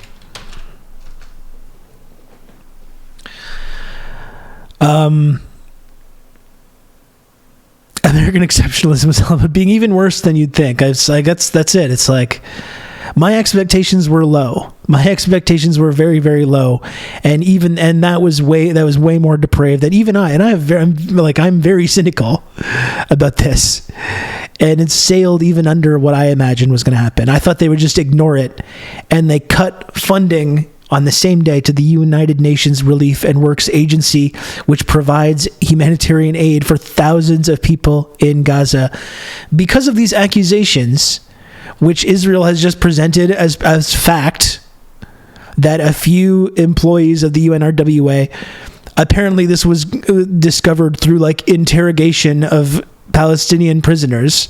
So they basically tortured out of some people, oh yeah, the UNRWA is Hamas. Or a few employees participated in whatever on October 7th. And because of these accusations,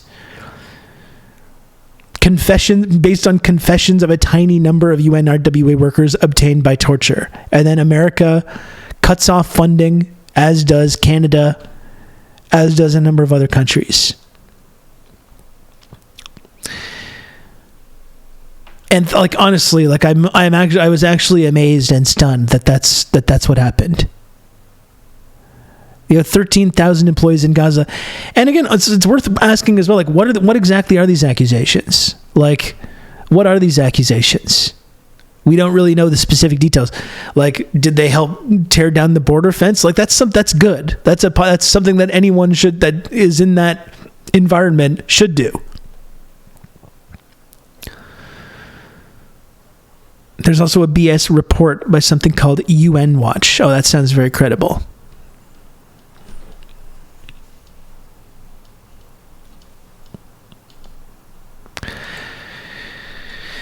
And listen, and the Canadian representative here, the Minister of International Development, Ahmed Hussein, this is like the ultimate example of like the hollowness of like representation in liberal democracy. We've got Ahmed Hussein, who's again the Minister for International Development, who I believe is a refugee himself. I believe he's Somalian. And it just shows how totally meaningless that is. It's like, oh, look at how like forward thinking we are and diverse we are. We've got this Somalian refugee in this important role in our government. And then when it comes down to it, on the very same day that these accusations are made, he agrees Canada unequivocally condemns the October 7th attack in Israel. I'm deeply troubled by the allegations relating to some UNRWA employees. I've instructed Global Affairs Canada to pause all additional funding to UNRWA pending the outcome of the investigation.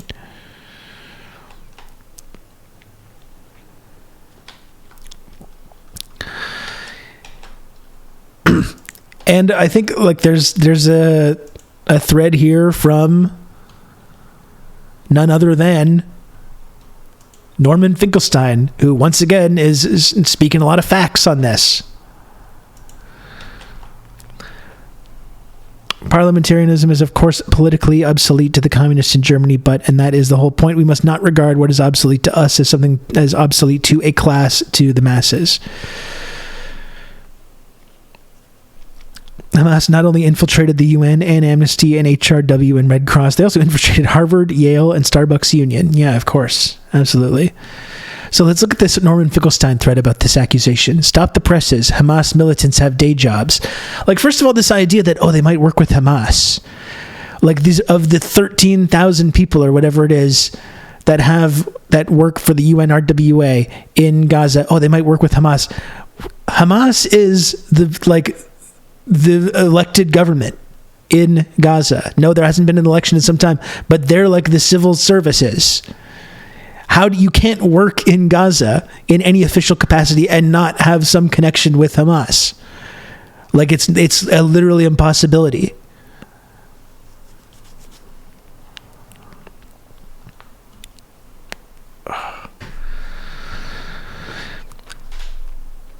Yeah, and that's a good way of looking at it, Red Scary. We must not regard what is obsolete to us as something as obsolete to a class and to the masses. Like international law and the ICJ carry a lot of weight with many people all over the globe. Yeah. I don't think we should lose sight of that.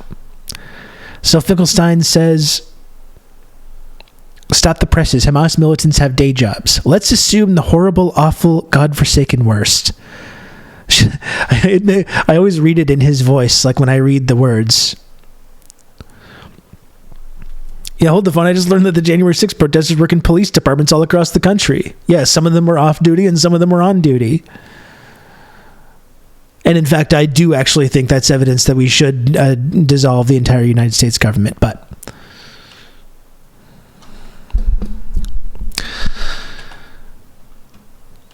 let's assume the horrible, awful, godforsaken worst. Several of the... Should I do it in his voice? I don't know if I should try and do a Finkelstein impression. You know, it's just I can't write... I read it like in his voice.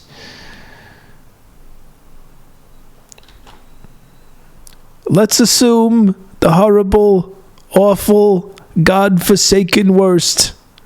Several of the 3,000 Hamas militants involved in the October 7th attack. Okay, I'm not going to do it. Gooning. They call it gooning. Okay. Stop the presses. Hamas militants have day jobs. Let's assume the horrible, awful, godforsaken worst. Several of the 3,000 Hamas militants involved in the October 7th attack worked in the UNRWA. Others, no doubt, worked in hospitals, bakeries, banks, and schools. So what? UNRWA employs 13,000 Gazans.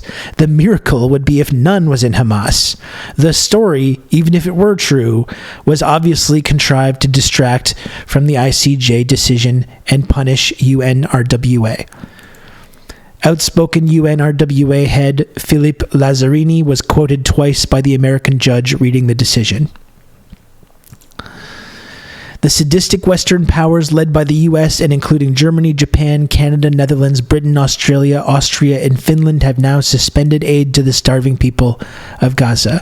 One hopes the great Houthi people, while carrying out their humanitarian mission, will take special note of ships from these countries.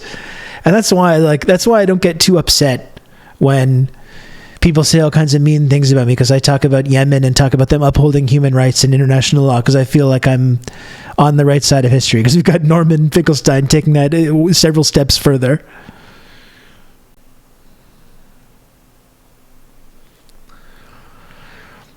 Ayatollah Joe says, if a member of the IDF participated in the October 7th attack, we should pull all funding from the IDF in a similar manner to pulling UNRWA funding. Well, I mean, not even that, but look at October 8th and 9th and 10th and 11th and 3 months since then, which has been significantly more horrible, even in the absolute worst, worst case, worst propaganda version of October 7th, where all it was just this mass orgy of violence and all the lies, all the things people were saying. Even if that was true, which as we know, it is not. Even if it was, every single thing that has happened since that day is significantly worse than even the worst accusations of what happened on October 7th. So, yeah, let's pull our funding from the IDF then, if they're engaging in this kind of rampant terrorism and activity which can be credibly be called genocide according to the International Court of Justice. What the fuck are we doing here?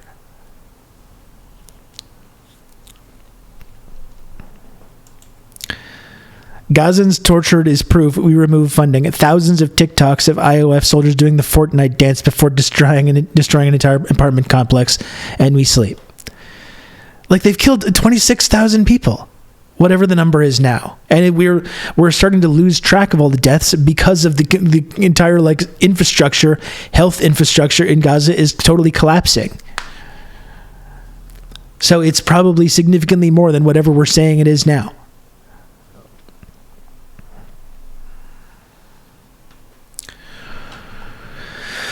But it is depraved. It is absolutely depraved that on the same day that they issue this ruling that that's what the response is by the United States government to pull funding from the UNRWA, which is providing relief. And the U.S. government still has the fucking gall to go out there and say, like, oh, we need to make sure humanitarian aid is getting into Gaza.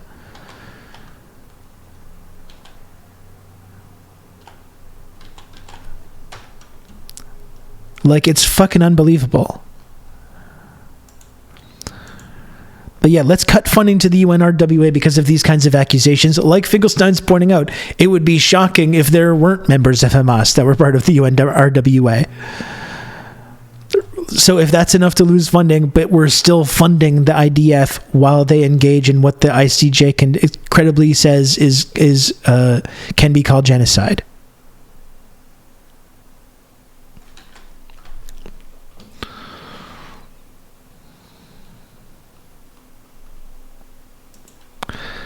And look at that. I didn't see this in the Wall Street Journal, but then at the same time as well. This was on Disclosed TV. Just in, around 10% of UNRWA's Gaza staff have ties to Islamist militant groups, according to intelligence reports from the Wall Street Journal.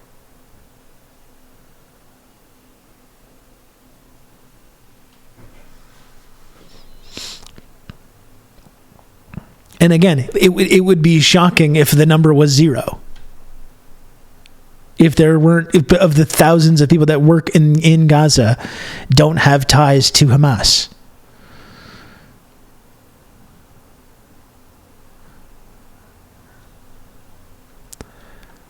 But now we're cutting funding from this agency that's providing critical humanitarian aid to this region. And now, like, as we've talked about, all the bombings that have taken place, the airstrikes, the violence, and now starvation and disease is becoming as much of an issue as any of that. And we're cutting funding to one of the agencies that might be able to alleviate a little bit of that.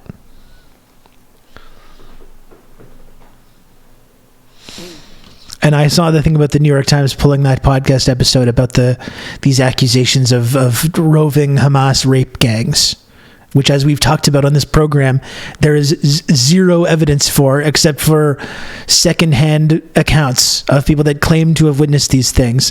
And the way the New York Times promoted this story, with just including the most horrendous descriptions of the worst crimes you can possibly imagine, and then later indicating that there's no actual evidence that any of that took place, was absolutely grotesque and one of the most awful examples of the way that Western media contributes to these kinds of genocides, with this kind of like completely biased reporting.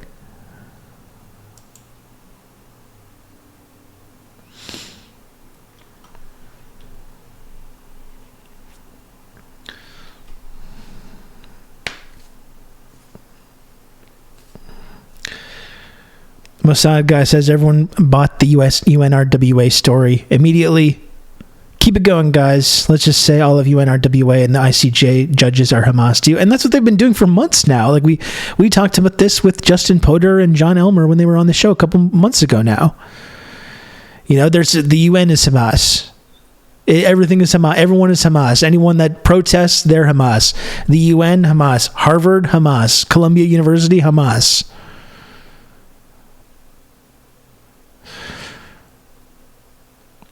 All these journalists, these Al Jazeera journalists, Hamas, you know? That's what they've been doing for months now. And to justify killing these people, you know? They've killed hundreds of these UNRWA workers.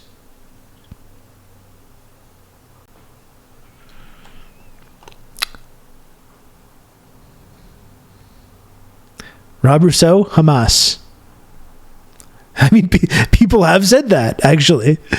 People have legitimately said that. And of course, there's no truth to that whatsoever. Okay, let's continue to look at some of this stuff. Anyway, I just wanted to talk about that and how totally depraved it was about pulling funding from the UNRWA. I'm wondering if I can just look at a story. Maybe, I'm sure Democracy Now! Has something on this, to talk about the vital role that the UNRWA does play in Gaza. And they do. Let's look at this. Democracy Now!, democracynow.org. I'm Amy Goodman. Palestinian officials and human rights groups are denouncing the move by the United States and at least 12 other countries to temporarily suspend funding to UNRWA. That's the UN Agency for Palestinian Refugees, after Israel accused 12 UNRWA employees of helping Hamas stage the October 7th attack. 9 of the employees have been fired. UNRWA said 2 of the accused employees are dead. UNRWA is one of the largest employers in Gaza with a staff of over 13,000. It provides aid to most of Gaza's 2.3 million residents. The agency's long been targeted by Israel. Since Israel's assault on Gaza began, over 150 UNRWA staffers have been killed. Francesca Albanese, UN Special Rapporteur on the occupied Palestinian territory, said on social media, quote, "The day after ICJ concluded that Israel's plausibly committing genocide in Gaza, some states decide to defund UNRWA, collectively punishing millions of Palestinians at the most critical time and most likely violating their obligations under the Genocide Convention," unquote. Meanwhile, UNRWA chief Philippe Lazzarini condemned the freezing of the funds at a time when famine looms in Gaza. He said, quote, "Palestinians in Gaza did not need the additional collective punishment. This stains all of us," he said. And the UN Secretary General Antonio Guterres has urged donor nations to continue supporting UNRWA. For more, we're going to Oslo, Norway, where we're joined by Jan Egeland, Secretary General of the Norwegian Refugee Council. Norway's decided to continue its funding of UNRWA. Jan, thanks so much for being with us. Can you start off by responding to the cutting off of funding at a time when, among other things, Gaza is under bombardment and is on the edge of famine? Yeah, it's the worst possible reaction to these allegations that some, maybe a dozen of the 13,000 UNRWA aid workers betrayed our humanitarian principles of neutrality and independence and participated in the horrific attacks on Israel. That, however, was met immediately with the response of UNRWA by, as you said, firing these staff and now having an independent investigation.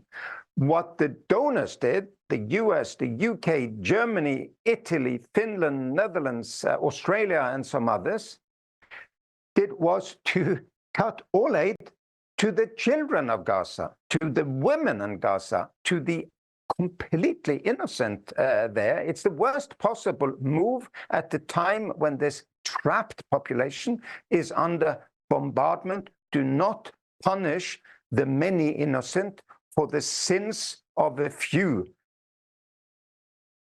But that's exactly what's been happening now for 4 months, which is why I guess no one should be surprised by this. You know, it's still just collective punishment. We're still collectively punishing Gazan civilians for the actions of the people that participated in October 7th.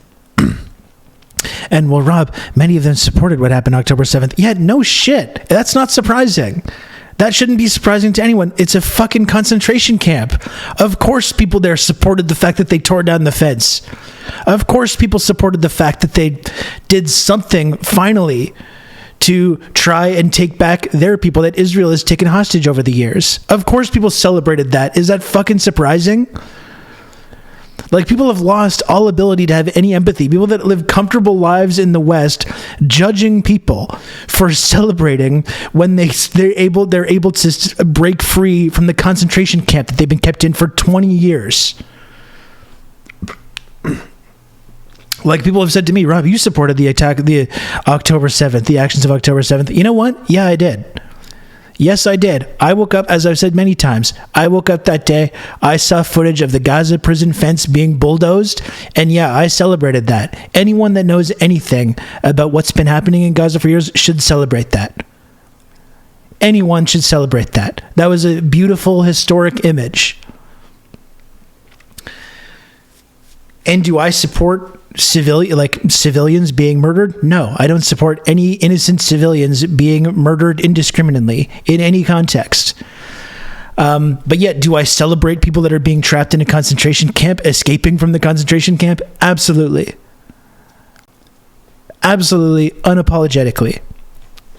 And if we're so worried about innocent people being killed on October 7th, we need to ask about friendly fire and how many of these innocent people were killed by Israel, by the IDF, in Apache helicopters, in untrained tank crews firing on these kibbutzes, in crossfire with the IDF. If we actually care about who's responsible for these civilian deaths, I think we need to have an actual conversation about that in the West, which we haven't had any reporting on that whatsoever in our media.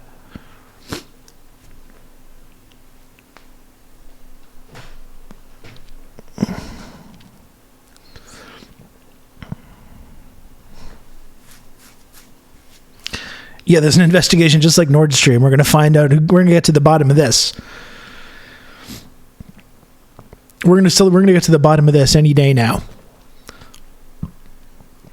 Anyway, the idea that this is justification to cut off funding for humanitarian aid in Gaza is absolutely horrific. No, like for people celebrating. Oh, you celebrated on October 7th. We're talking about people that are in a fucking concentration camp, victims of colonization, victims of apartheid, victims of mass murder, victims of the theft of their homes. People that have been intentionally maimed, have had their children kidnapped for years with zero repercussions. You're telling me they celebrated? Yeah, they did celebrate, and so did I. And do not apologize for that. And that's the justification that people are using to cut off aid into Gaza, which is going to exacerbate this humanitarian crisis.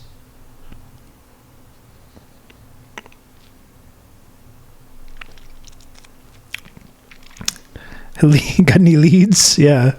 Leads. They just put a few new detectives on the case. They got us working in shifts. Fuck.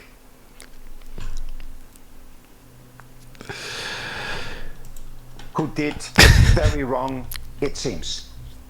Now it'll be interesting to see if Israel hands over the evidence for the UN to investigate this situation, because we're talking about an immediate cutoff by many of these nations suspending weapons. I wanted to read you a immediately cut off aid with just the accusation. That's all we need to hear. Israel says so, well, it must be true. And even UNRWA, like, firing people that are being accused of this shit. Like, it's incredible. the former Israeli official Noga Arbel, who said it'll be impossible to regime win the killed war anyone if we would. do not Anyone would. destroy UNRWA. And this destruction must begin immediately. The Prime Minister, Netanyahu, said there will be no UNRWA in post-war Gaza. Your response, Jan Egeland, and talk about you're the head of a large humanitarian aid group. How important is UNRWA to all of the groups, not to mention the people on the ground? UNRWA is completely essential. I mean, it's true that I lead the NRC, Norwegian Refugee Council. We're a large humanitarian group across the world. We're on all sides of all conflict lines for the displaced and the refugees. And we've been in Gaza for 2 decades. We've been funded all over the world by the United States and by 40 other donor nations and international agencies. In Gaza, we have to recognize that all of us combined, other groups, are not even close to be what UNRWA is for the people of Gaza. UNRWA was a response to the creation of Israel and the 1948 war that displaced so many of the original Palestinian population to Gaza, to the West Bank, and elsewhere. UNRWA was then created to give them relief and works. Since then, there's not been a political, peaceful settlement, and that is because the international community has not been able to force the parties, Israel and the Palestinians, to settle this conflict, and thereby we end up by having humanitarian groups like, first and foremost, UNRWA, provide for the population. So to undermine and undercut UNRWA, as extremists within the Israeli government are doing, is basically to say we're going to punish the women and children, the innocent on the other side, for what some extremists have done in a situation of utter turmoil and perpetuous conflict that we're not ourselves willing to try to settle with talks on a future. It's Sorry, St. Lotus. I got to fix my noise gate. It was too strong, and I turned it down. Now it's fucked up. So I'm sorry if you can hear me breathing. Usually, you're not supposed to be able to hear that because of the noise gate. I will fix that. Every day it's a new thing.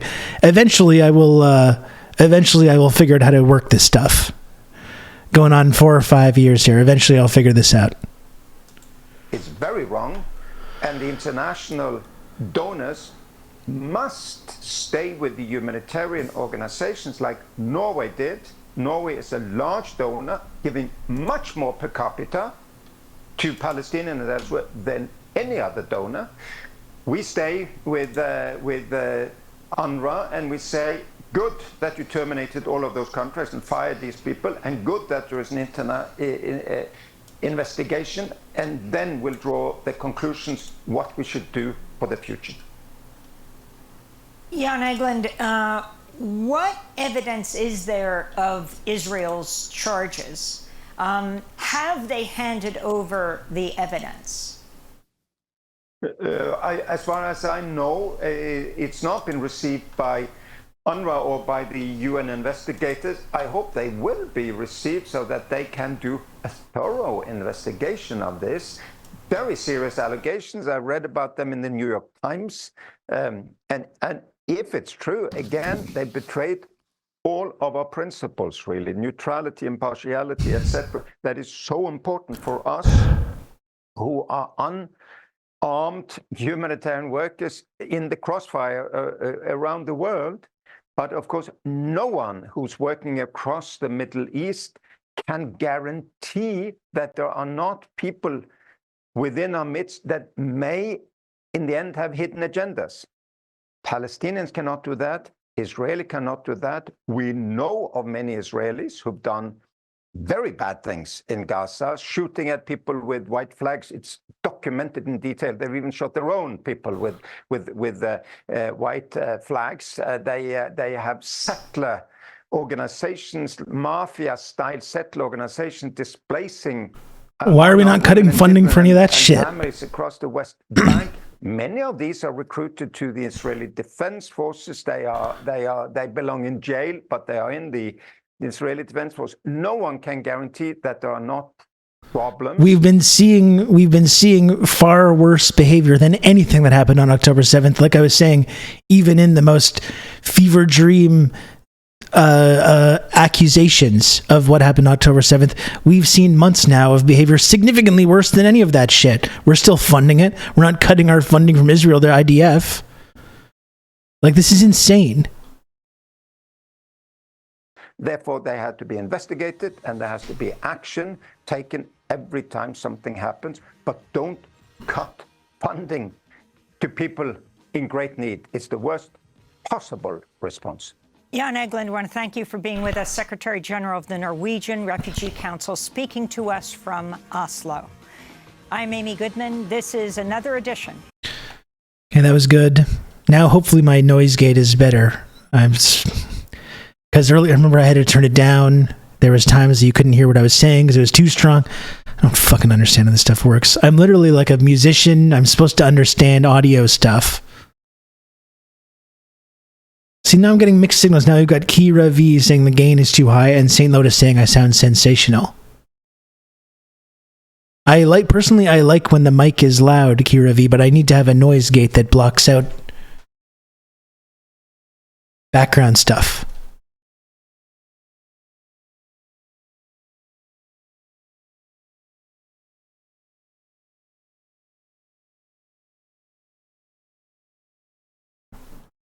I'm sorry. Well, I know we shouldn't allow audio discourse in the chat, but I also don't want you to hear me like breathing. You're not supposed to be able to hear me going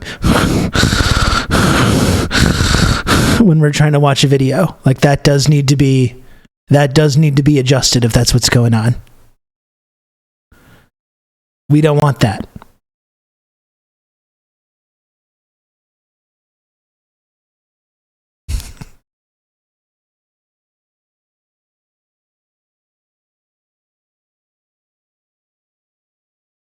Gotta go to a different website if you want that. Exactly. That's exactly right. That's for my elite tier Patreon supporters if they want it They want that kind of content. Anyways, cutting funding to UNRWA the same day, like not the day before, not the day after, the same day that this ruling came out. It's just it should indicate to everyone exactly like what is going on here.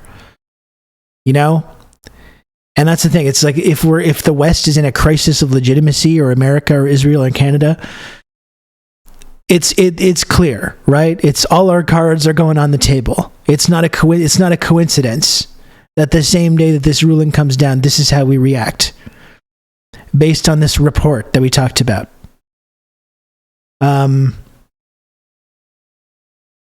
Which, like we said, there's nothing that's in this report that could be worse than what Israel has done over the last 4 months, which of course we fully support and fund.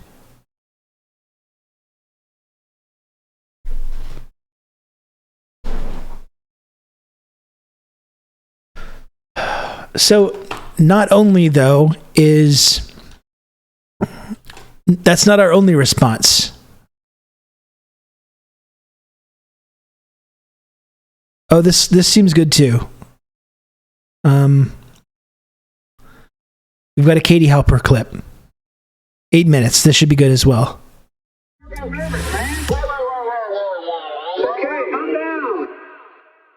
And one more thing I have to bring up, because you are perfect to comment on this. A tweet from Sana Saeed, who is an Al Jazeera journalist. She tweets, the release of this Some statement... guy, Rob Russo, some leftist based in Canada. I was turned on to this sick individual, and I found this. Majority Report, hello. Hello, Majority Report. Thank you for the raid.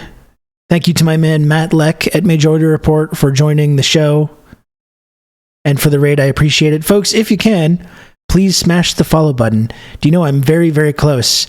I'm 74 follows away from 10K here on Twitch. So if you can smash the follow button, super, super helpful. And I would appreciate that a lot. Thank you to everyone for joining. We're just talking about how that's not true, Jay. Don't listen to anything that Jay or really anyone else in the community is saying about other things that may or may not have happened. We're just talking about how on the same day that the ICJ handed down this really historic ruling, which indicated that the genocide allegations against Israel have credibility and demanded that they stop killing Palestinians and engaging in this kind of behavior, the very same day, the U.S., of course, responded by, and along with Canada and all its lackeys in the international rules-based order, responded by ignoring the ICJ ruling and cutting funding to UNRWA, which provides crucial aid to thousands of people in Gaza. Based on this very sketchy report about UNRWA, I don't know how to pronounce that, UNRWA, employees being peripherally involved with the October 7th events or Hamas or whatever it is. This is not a message. Thank you, Low Observable Goat, for 30 months tier 1. Thank you for that. And thank you, folks, for following the channel. I appreciate it. If anyone else has just joined the show and you want to support me, totally free of charge, just click the little follow button. You just click the little follow button, and it's very, very, very helpful. Anyway, so that's what we're talking about right now. I hope the Majority Report stream was good. Thanks again for the raid. I'm glad to have you all joining me. We're just looking at this clip from the Katie Halper show about this subject.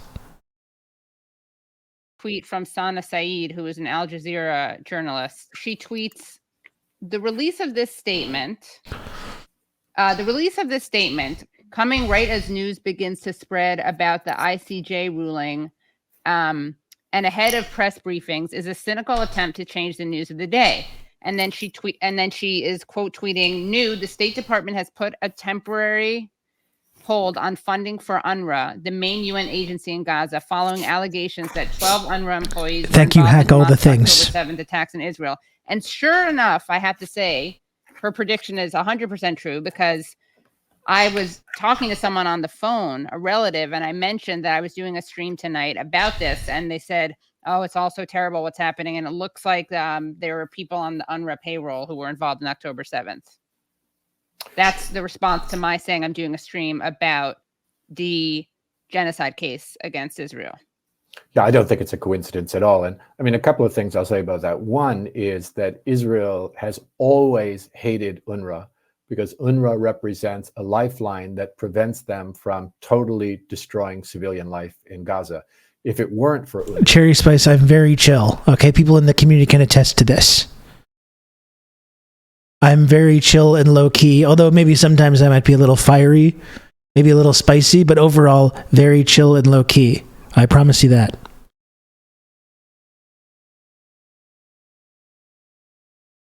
About the genocide case against Israel.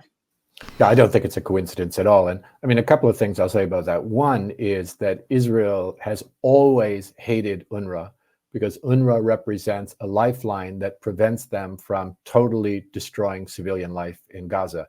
If it weren't for UNRWA, because of the caged reality of Palestinians, the permanent refugee status of Palestinians in Palestine, Palestinians wouldn't have the healthcare and the education and housing and the humanitarian assistance and other things that they need. And so that's a threat to Israel's ethno-nationalist plan for the occupied territories. And so they have for years worked to try to attack and discredit, and they've made false charges for years. Now, in this case, I don't know if any of these, you know, there are thousands of UNRWA employees in Gaza because it's the main employer in Gaza, and it includes people.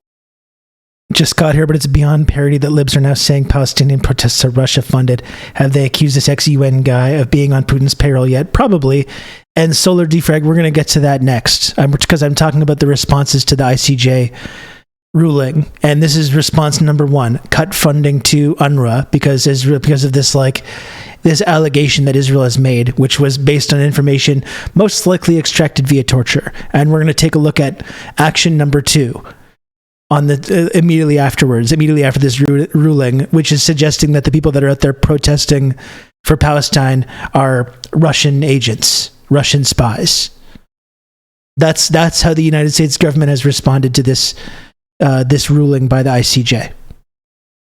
Who are teachers and doctors and engineers and janitors and drivers and all sorts of people among those thousands. So it's not impossible that some of them, when the escape happened from the cage, that some of them escaped as well in that.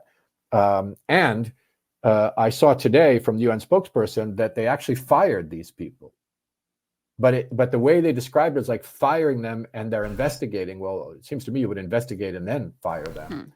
Yeah. So I don't know. Way to stand by your people as they're being murdered and accused of being terrorists. Came from Shin Bet and other Israeli intelligence officials based upon interrogation of suspects that they were holding. In other words, people who were tortured said that these UNRWA people were also participating in October 7th. So it's possible. But I am not going to be convinced until I see an independent investigation into this question because of the source, because of previous false accusations. And even if some of them did, that's not an indictment of UNRWA. UNRWA is the largest employer in the occupied territories because Israel doesn't allow any other private trade and things to and a normal economy for Palestinians. So even if, I mean, you take any organization with thousands of employees, right, some of them are going to commit some crimes. Right. That's just the nature of the beast. That said, here's the worst part. The population of Gaza have been battered and brutalized and had a genocide perpetrated on them. They've had their homes and their entire infrastructure destroyed. They're starving. They're no shit. Disease. Some of them support Hamas. The survivors will rely upon a well-functioning UNRWA. That's going to be the difference between life and death today and for many, many days and weeks and months going forward. The United States of America chose at this moment to cut off funding to UNRWA, in spite of the fact that the Commissioner General fired all of these people just on the basis of allegations coming from the torture services of Israel.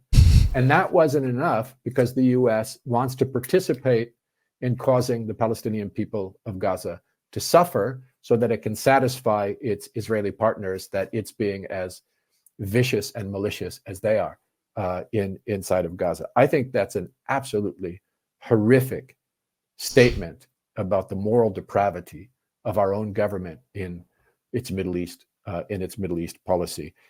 Wait for the investigation, accept that some people have been fired, but why would you cut off funding to UNRWA? What is the motivation for this, if not to assist Israel in its broader plans of the ethnic purge of Gaza? There is no other explanation that makes logical sense. It's just terrible. And this is true as well. Like, the U.S. satisfying Israel is the tail wagging the dog. Like, what the fuck are we even doing right now? The amazing thing, Fred Scary, is the Netanyahu government seemed to have nothing but contempt for Joe Biden. That's the really amazing, pathetic thing. The fact that they're like destroying whatever credibility they might have had, and they did not have a lot. They're completely destroying whatever credibility they had. They're severely limiting their election chances because of this, and they don't even they don't even like them. They don't even like Biden. They have nothing but contempt for these people. Like, it's insane. And I don't even want to say that they're going to lose. Like, I don't know what's going to happen. You know? I don't know what's going to happen. They very well might. Republicans are so stupid and evil that they very well may lose as well. So who knows what's going to happen in November. But like, they're giving them everything they could possibly want and get nothing but contempt in return. It's one of the most pathetic displays I've ever seen. And it honestly it's gasoline on the real, like, anti-Semitic conspiracy theories about Zionists controlling the United States government. You know? Like, what? And again, I don't co-sign any of these theories. Like, I think people in the United States, that we've talked about many times, Israel is a colonial outpost of the United States, not the other way around. But when you see this absolute pathetic need on the part of people like Joe Biden and the Democratic Party to just bend over backwards and give Israel everything that they want while getting nothing in return, it adds fuel to those actually anti-Semitic conspiracy theories.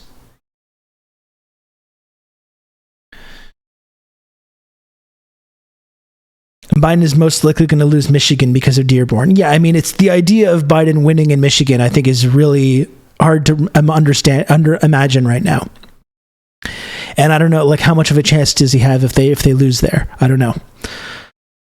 Like I said, I don't want to make predictions because I've been very wrong about making these kinds of confident predictions about what happens in U.S. elections in the past. So I think I'm out of the prediction game. But I think that they're severely hurting their chances, though. We can, to say the least.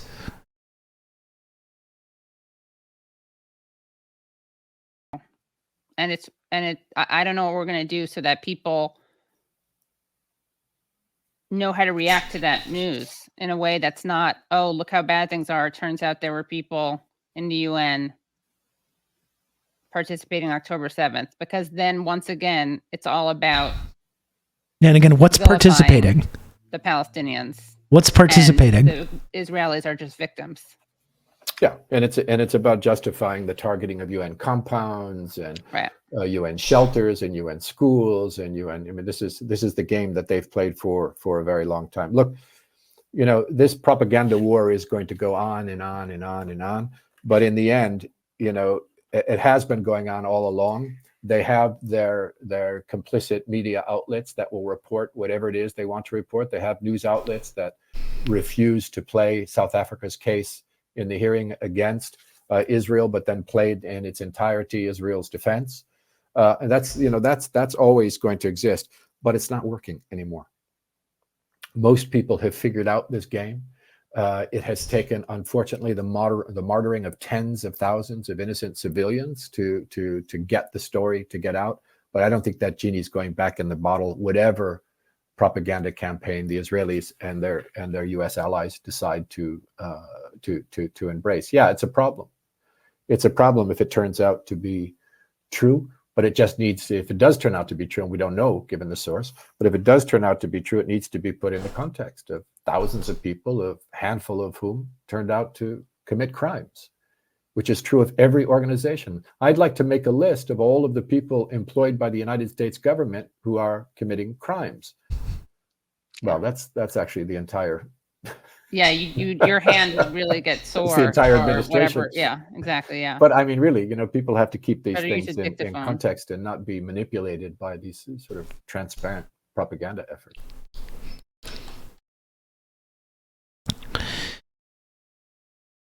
So that was good. I'm going to have to get Katie to come on this show, I think, at some point. We've been in touch for a while about that.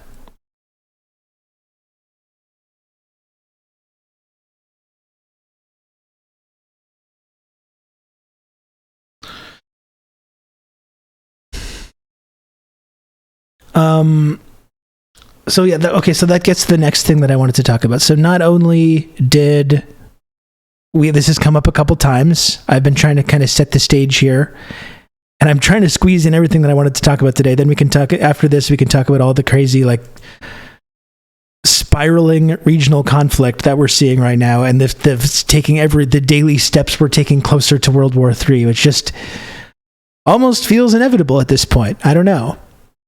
It almost feels inevitable. We're going to get to that. But here's the net. So not only did they cut funding to the UN, RWA, UNRWA, I can't fucking pronounce it. So they respond to the ICJ ruling by cutting funding to UNRWA, and they say that these protesters calling for a ceasefire are connected to, they call them basically Russian spies. And here you really see how the whole Russiagate scandal set the table for this kind of like absolute lunatic conspiracy theory stuff.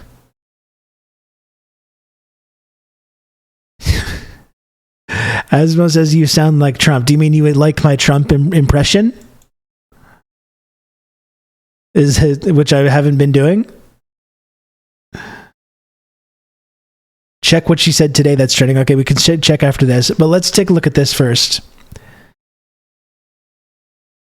And Asmo, this is the reality. The whole Russiagate thing set the table for this kind of what we're seeing right now. For Nancy Pelosi accusing pro-Palestine supporters of being Russian. And the Sunrise Movement is Russian propaganda. And everything we don't like is Russian propaganda. I would be the first to admit that Donald Trump is a bad person, and a lot of people are in his circle are fucking shady criminals and have all kinds of shady international connections. The reality is, though, this whole narrative that's spun out of that about disinformatia and fucking Russian interference and all the craziness that went alongside some of those legitimate accusations have set the stage for this situation here, this kind of Red Scare situation, where now anyone that has anything to say about the Democratic Party's actions, whether it's on climate or student debt or Palestine or whatever else, are like Russian spies. That's just completely inarguable, I think. And look what now, this is what Pelosi's saying now. I haven't even looked at this clip too. I was waiting to watch it on the stream. But for them to call for a ceasefire is Mr. Putin's message. Mr. Putin's message. Make no mistake, this is directly connected to what he would like to see. Same thing with Ukraine. It's about Putin's message. I think some of these protesters are spontaneous and organic and sincere. Some, I think, are connected to Russia. And I say that having looked at this for a long time now, as you know. You think some of these protests are Russian plants? I don't think they're plants. I think some financing should be investigated, and I want to ask the FBI to investigate that. But for fucking insane. And here's the thing: we know Russia, similar to what the United States does, probably on a much lower scale, similar to what the United States does around the world, sees culture war stuff happening in America or certain like trends or whatever, and says, hey, let's put some resources into like making that worse. You know, let's put some resources into contributing to the collapse of America, you know, which is exactly what America does around the world, all over the world. So maybe it's possible, right, that any big event that's going on, especially in social media, that Russia or Iran or whoever else might be throwing a little bit of money or resources into like some trolls or whoever, or people saying stuff online, or trying to widen these gaps that are forming. On the other hand, though, even though I don't think that's impossible, on the other hand, I think it's entirely likely that Russia and everyone else around the world right now is just seeing the fact that like America is tearing itself apart over this, and is just sitting back and allowing that to happen. Like, I mean, Russia does not need to contribute to this in order to widen this gap that's forming between the like average people in America and the political class. Like, young people are just opposed. They don't want the fucking government sponsoring genocide.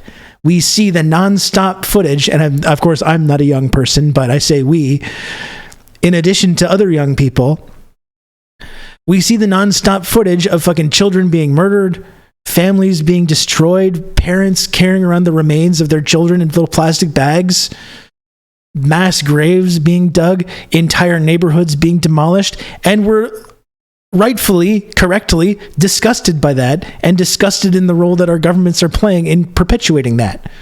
Like, Russia doesn't need to do anything like other than just sit back and let that happen. Maybe they might be throwing some resources into like having some online trolls try to like do whatever they can to exacerbate that. I don't really think that's necessary, though.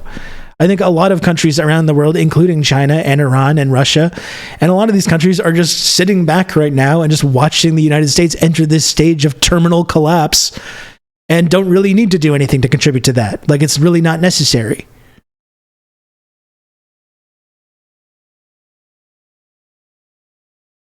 Like we saw with the whole like Chinese spy balloon thing, you know? It's like, it was like a totally accidental thing, which they instead immediately, as soon as that happened. But it's like, and then I'm sure they were just hanging back in amazement and watching this paranoid, supposedly powerful nation flailing around at shadows and being freaked out and thinking it's a national crisis that a balloon was flying in the air. Like, they don't need to do anything to contribute to that.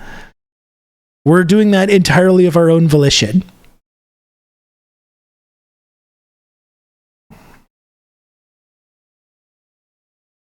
Yeah, Darth Vader watching Luke flail and swing pathetically and boxes and shit flying by vibes.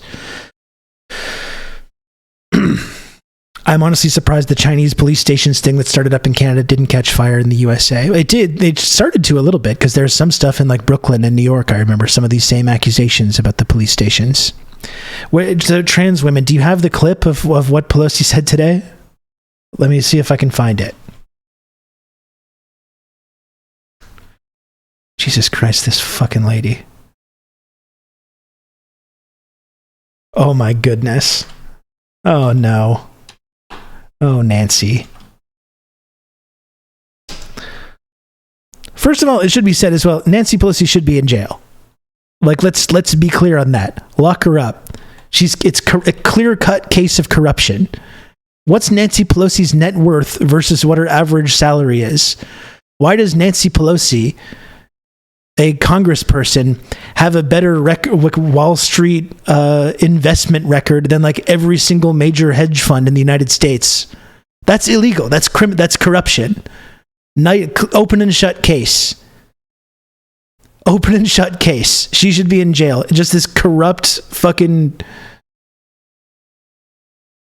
basically a corrupt oligarch.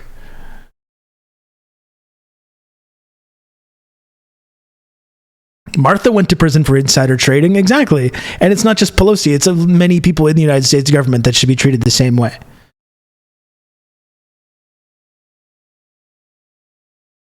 You can count on me. You're going to have good old Rob to talk you through all this. I'm so freaking out. Nancy knows about my Putin-Palestine connections. Man, thank you, Pac-Man, for the 18 months of Tier 1. Have you considered Girl Boss? Exactly. Jesus Christ. Thank you, Pac-Man, for the 18 months tier 1. Like, I wish someone was paying me to protest this stuff, you know? I'm losing career opportunities. I'm doing the opposite of getting paid, except what I do on this show.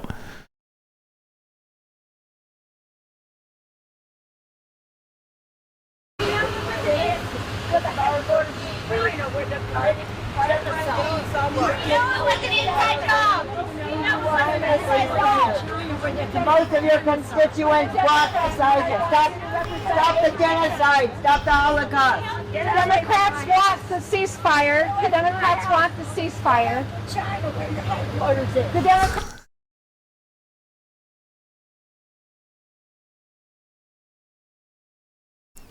Go back to China where your headquarters is. That's the response. Go back to China where your headquarters is the response from Nancy Pelosi.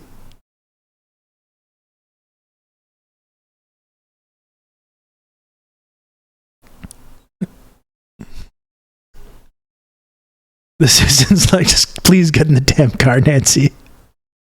Yeah, their grades doing that. Okay, Grandma. Let's get you back to the office. Let's get you back to bed. Are the protesters code pink? No, these are just fucking... And again, look at the polling.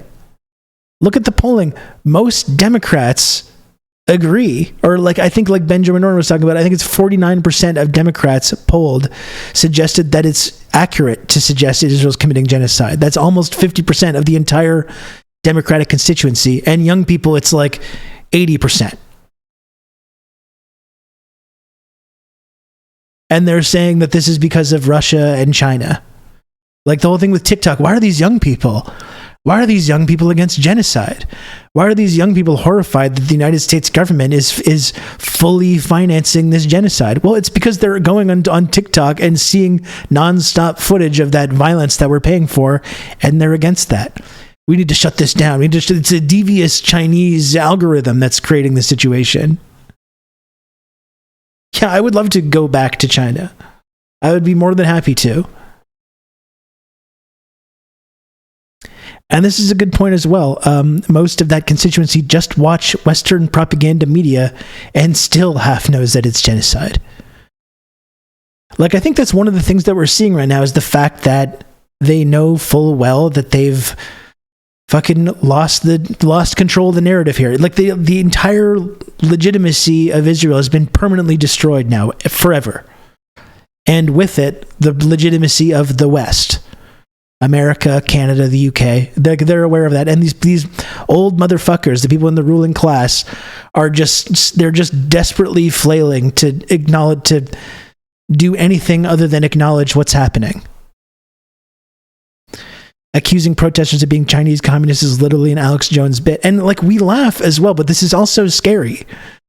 Like, as we're talking about, as we're like taking these steps towards possible expanding a war, steps toward World War III, do we think those kind of accusations are going to go away if things do escalate to that point?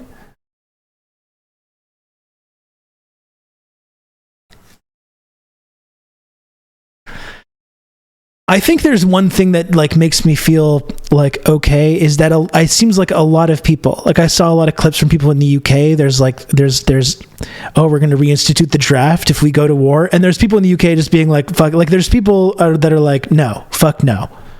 Like I think there's a lot of people that are like we are on the wrong side of this. If World War III breaks out, we're on the wrong side. We're on the bad guy team, and I think too many people understand that for them to just like lock up a few people and lock up a few dissidents. It's not the McCarthyism era anymore. There's now, thousands of people on social media saying like, no, fuck no. Like we don't agree with this. We're on the wrong side of this.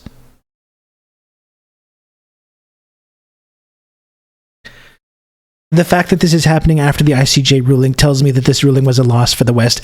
For sure, exactly. And no, it's not enough. No, it's not stopping the violence against Palestinians. And that is horrifying in and of itself. But it's part of a process of a crisis of legitimacy of Israel, of America, Canada, and all of our Western values. You can count on me. You're going to have good old Rob to talk you through all this.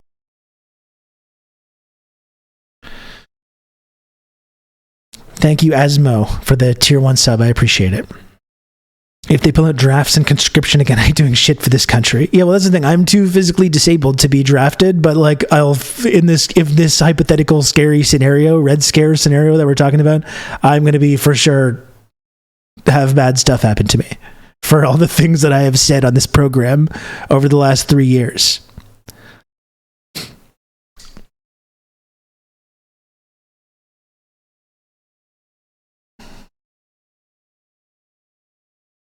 They hate us for our freedoms. They hate us for our freedoms. Yeah.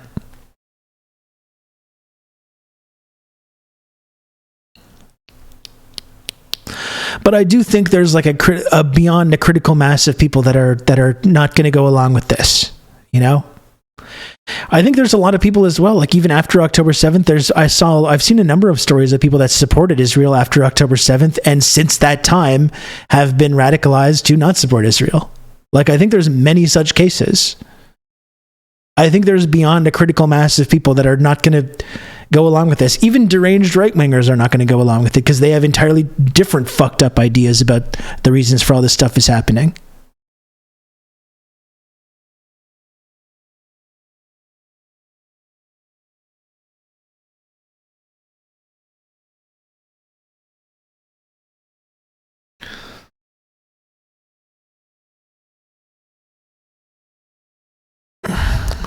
Anyway, that's the next thing that I wanted to talk about is the possibility of this now expanding. And it just seems like every day we're taking one more step closer to this expanding into either a regional conflict or full-on World War III. I think it's also just a lot of young people being anti-military in general. Yeah, I mean, like what someone was saying a moment ago, like people saw, Red Scare, he said U.S. military recruitment's been abysmal for a decade after everyone saw the Iraq war vets coming back as amputees.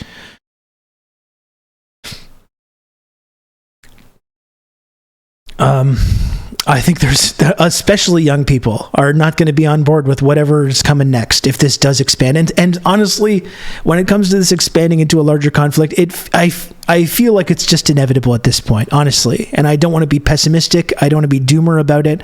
I've talked sometimes about like wanting, wanting that other shoe to drop. World War III is going to be, if it does escalate to that point, is going to be a disaster and millions of people are going to die. That's not something that anyone should like support or want to have happen. It's fucking terrifying. But right now, it feels like we're cresting the roller coaster and we're heading towards the downslope right now. And I've been wrong about this many times before. It's felt like inevitable for years now, and it just seems to keep getting postponed, but I don't know. Right now, it feels a little bit like we're on just the ride right now, and there's not a whole lot that we can really do to avoid it. That's kind of how I feel right now.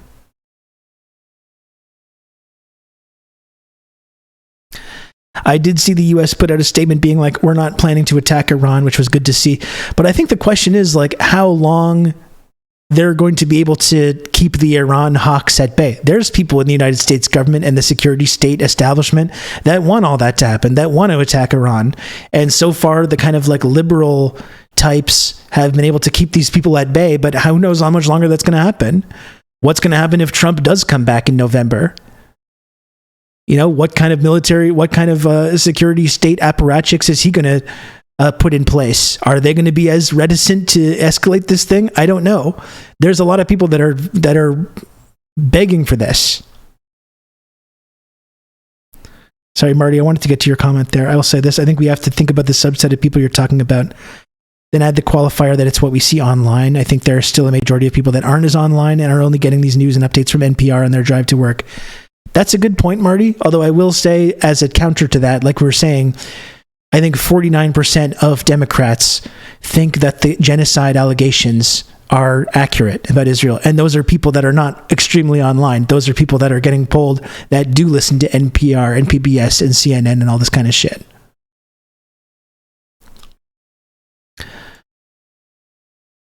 I don't debate, Marty. I would never debate. I think it's a totally valid point. But I think they are losing legitimacy amongst normies as well. Like, most Democrats don't want them to be supporting this genocide. They might have different squabbles about the word genocide or this or that, but like, most Democrats are against this. And those are normies that are totally plugged into mainstream media.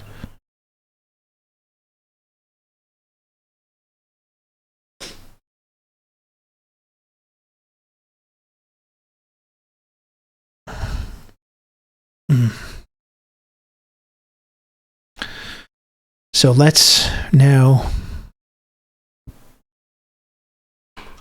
take a look at some of this stuff.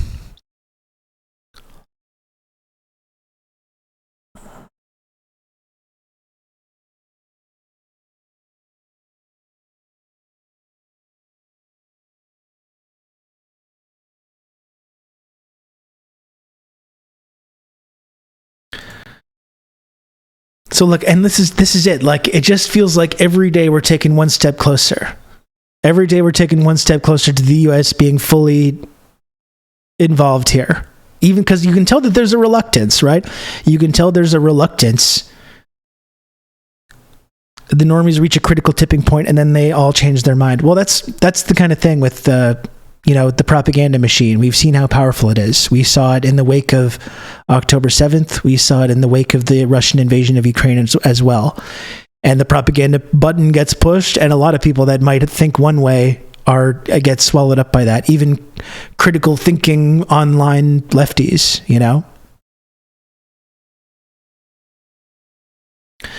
But yeah, it just feels like, so there's a reluctance. There's a reluctance on the U.S. to like fully get involved in this, and I see like every day they're getting pulled into this even more. Also, like, Biden's not mentally or physically capable of defending his advanced position.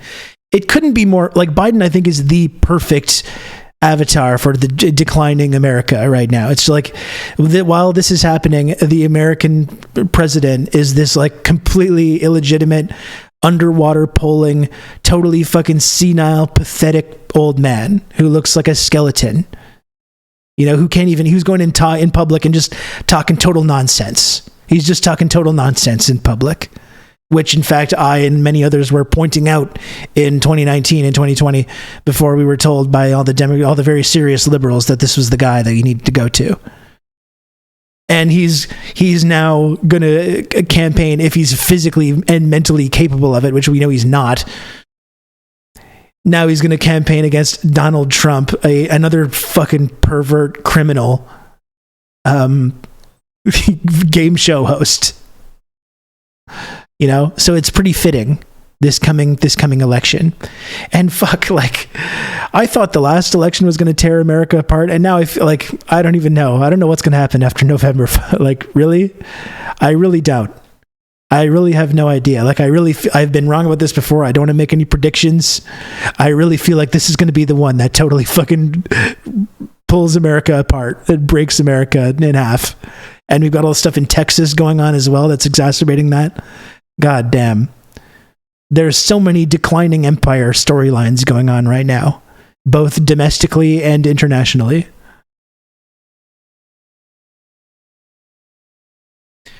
You don't want to mess with the women of America. Who's going to get the benefit? The state of Jefferson will rise up. Exactly. We're going to bring back some old shit.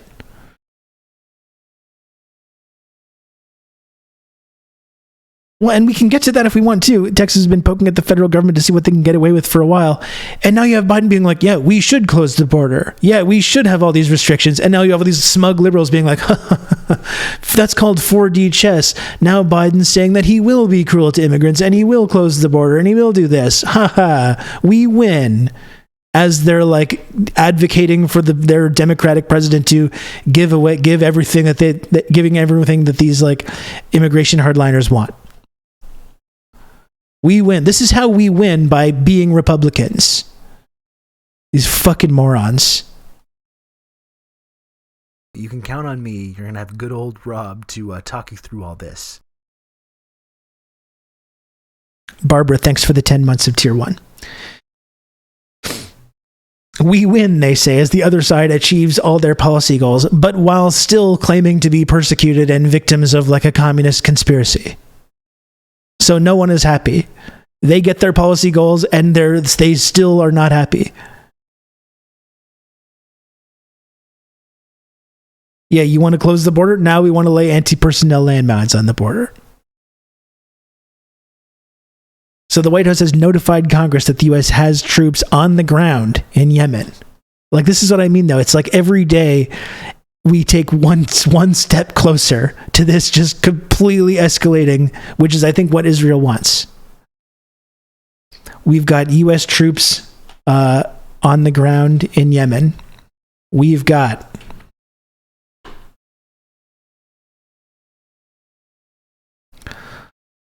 U.S. troops being killed. We've talked about some of the bases that have been attacked and some of the attacks that have been happening in Syria, in Iraq, and they keep trying to downplay it, right? They keep trying to downplay that.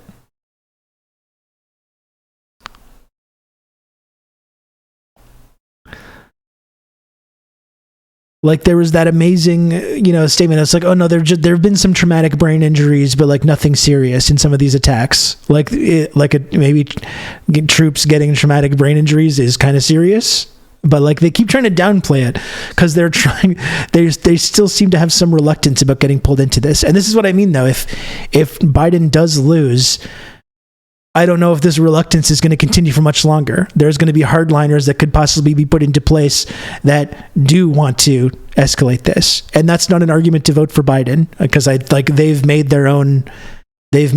created that entire situation. But there's I think it's really likely that if they do lose, this shit is going to start escalating even more.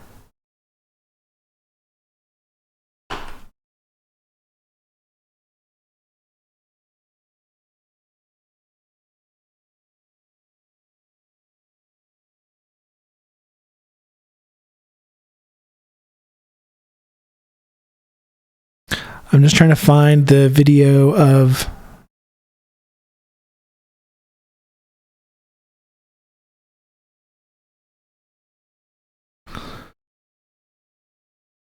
hold on, I'm just going to try and find the Rob riding with Biden Rousseau. That's me. That's me. As I've said before many times, that's how you know you can trust me, folks, because I've got some people that accuse me of being a sheepdog for Biden and the Democrats, and I've got other people that accuse me of being a pro-Putin tanky. So that's called centrism, okay? That's how you know you can trust me.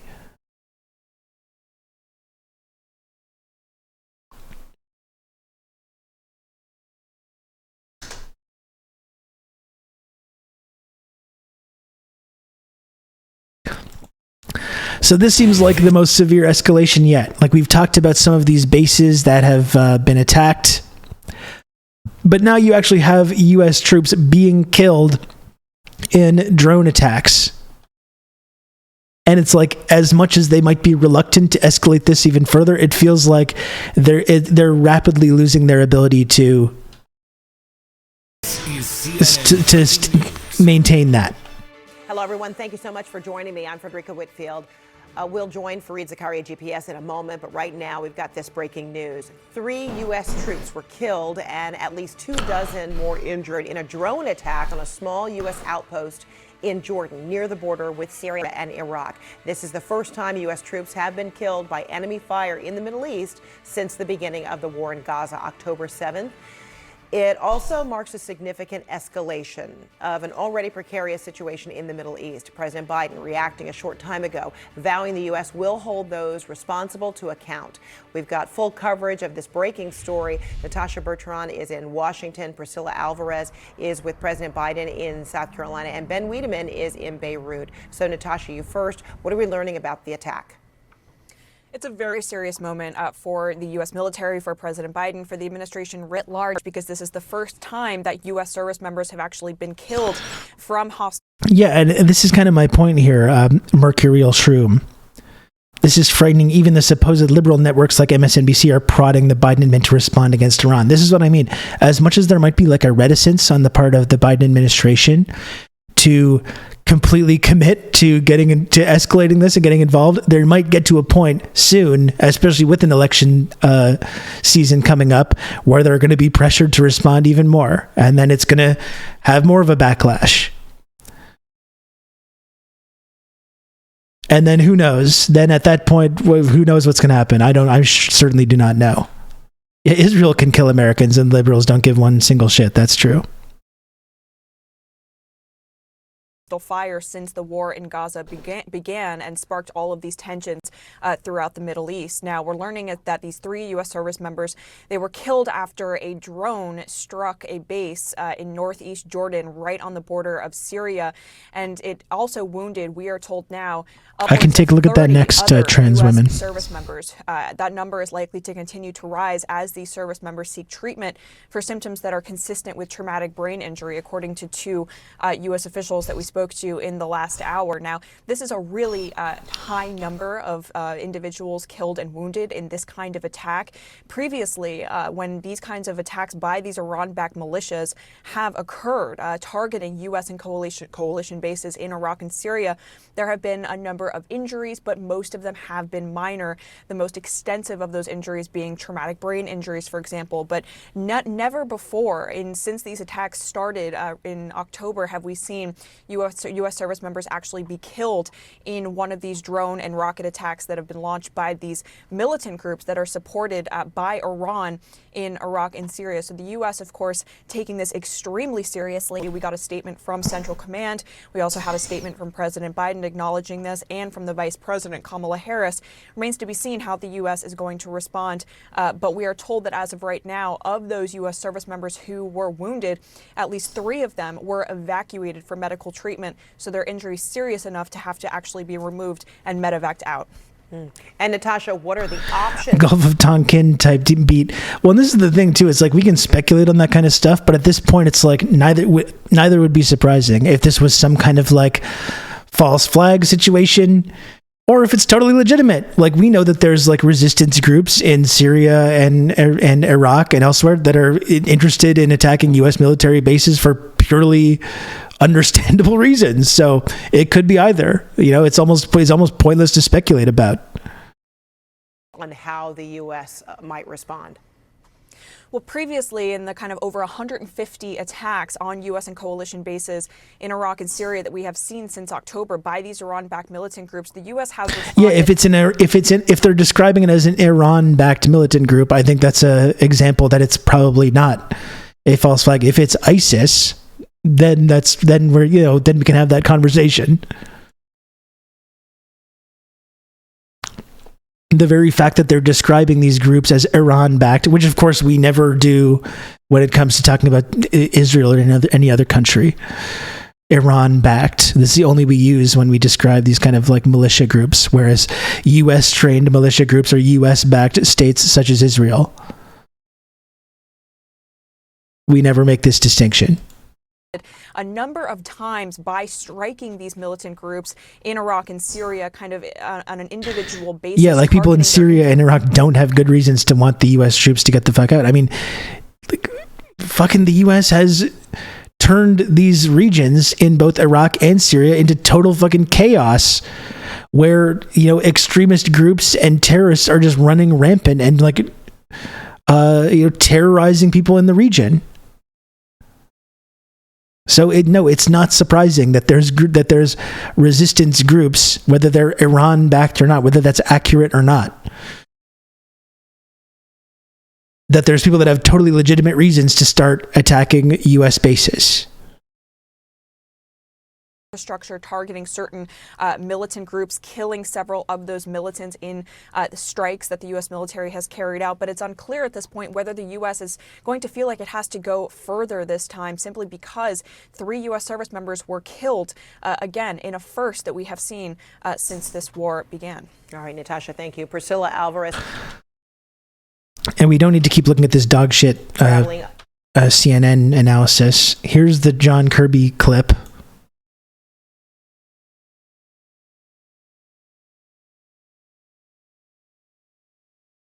John Kirby, one of the most demonic I think maybe the most demonic front man for Genocide Joe.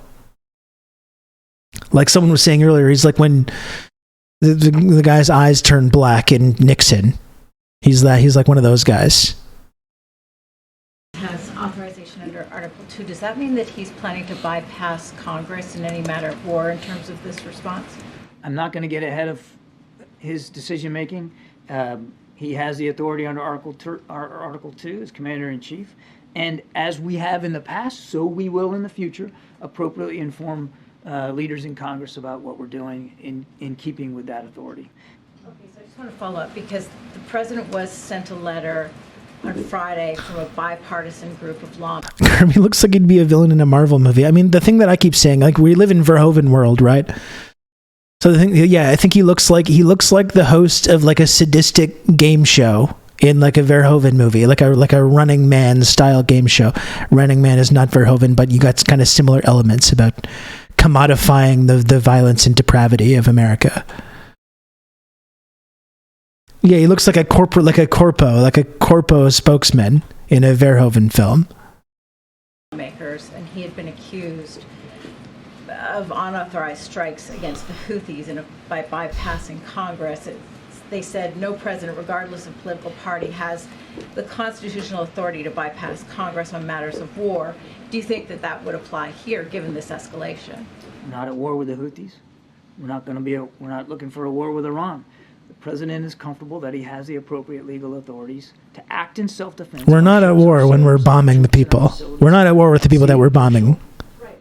Isn't it time to involve the American people? I mean, given the fact that the American people were not happy about,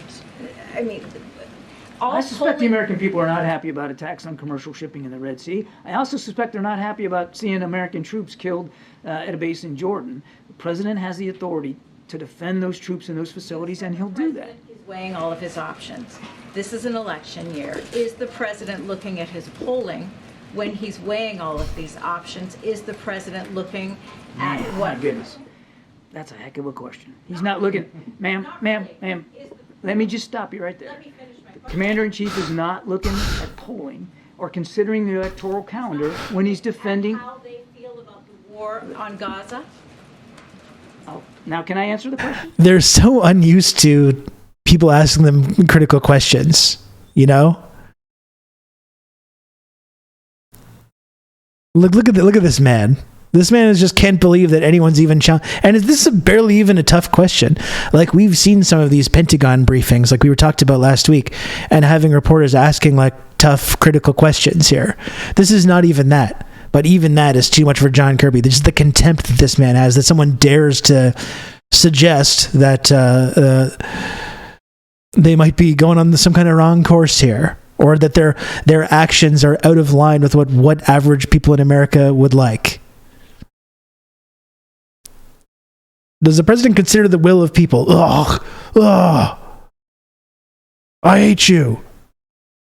He's not looking at political calculations or the polling or the electoral calendar as he works to protect our troops ashore and our ships. This man is Baghdad Bob. Suggestion to the contrary is offensive.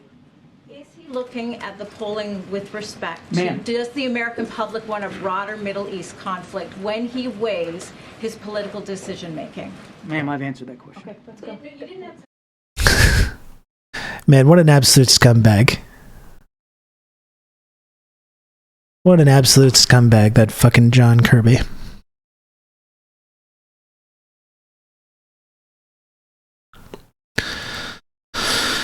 But yeah, I guess this is the question for me that I have right now, is how much longer they're going to be able to avoid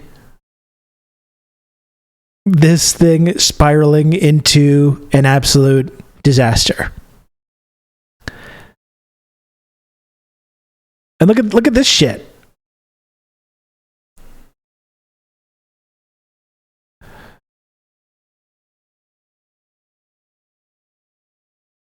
Like, look at this. Look what some people are saying.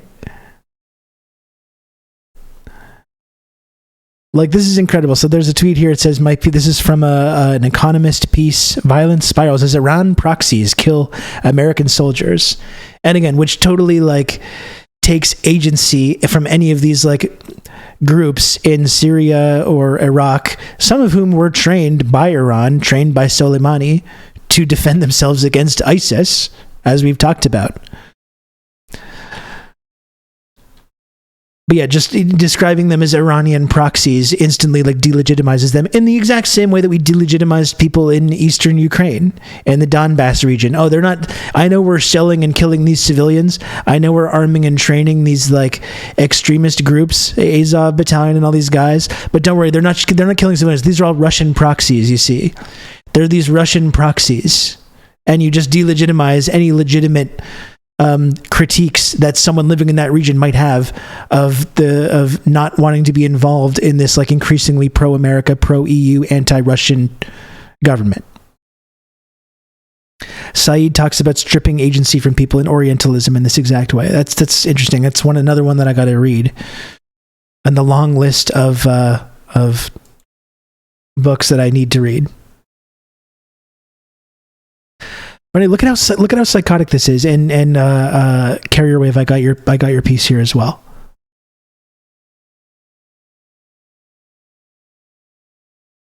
So here's the piece: violence spirals as Iran proxies kill American soldiers.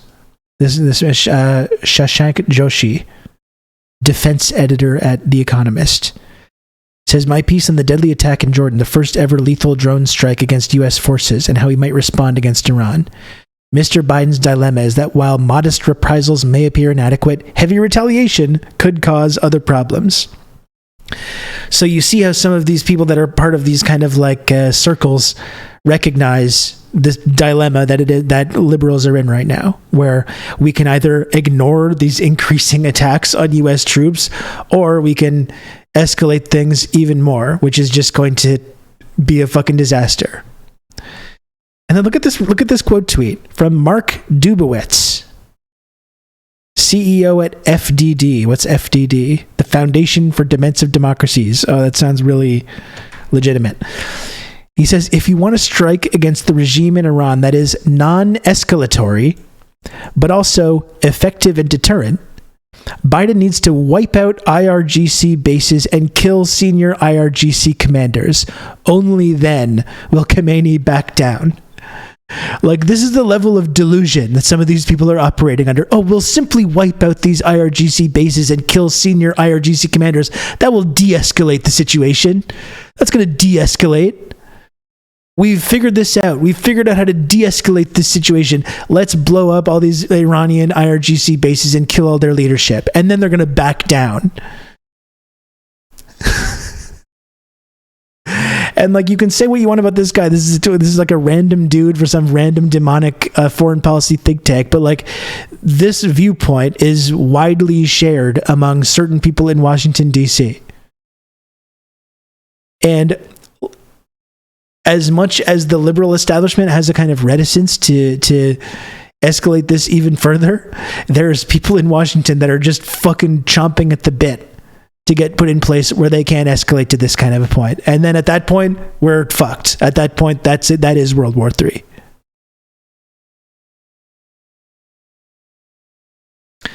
This is the chess player that never realizes their opponent gets to move after they move. Yeah, it's really like in the same way that bombing the Houthis. Oh, these are de-escalatory, defensive bombings. This is how we de-escalate, by bombing these targets in Sana'a or wherever else in Yemen. This is how we de-escalate the situation. Like, these people are fucking insane and stupid and evil.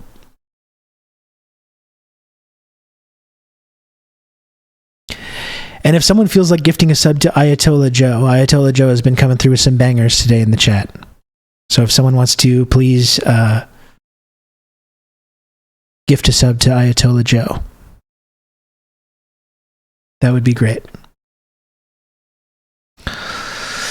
What else do we have here?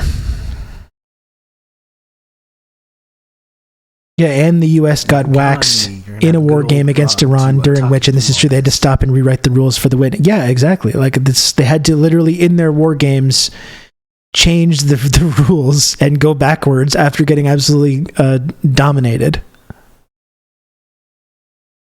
Thank you, Diego, for the gifted sub. I appreciate that. I really appreciate all the support over the years, Diego. I really, really do. I love you.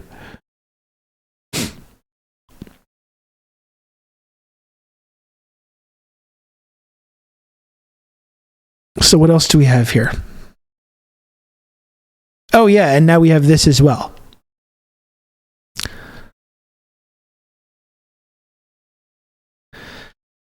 So not only is America getting pulled into this conflict even further by the Red Sea blockade and by these increasing attacks in Syria and Iraq and elsewhere on U.S. troops that they're desperately trying to avoid getting further involved with, but there's credible reporting that's coming out. Who knows how credible it is? And maybe we can take it with a grain of salt, that Israel is planning a formal invasion of Lebanon as well.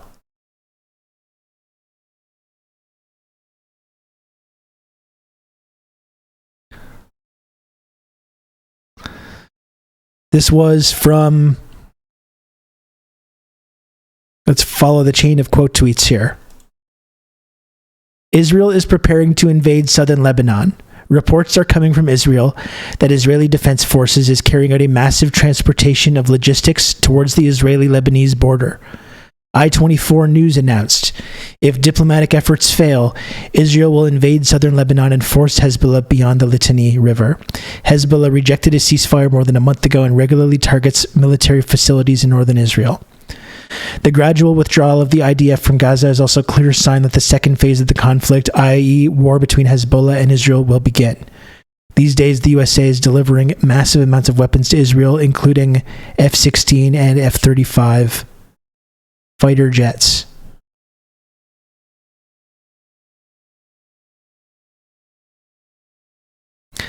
And I don't know what account this is. This is an account with 200K followers on Twitter, talking about breaking news and geopolitics and war monitoring. So we can take this with a grain of salt.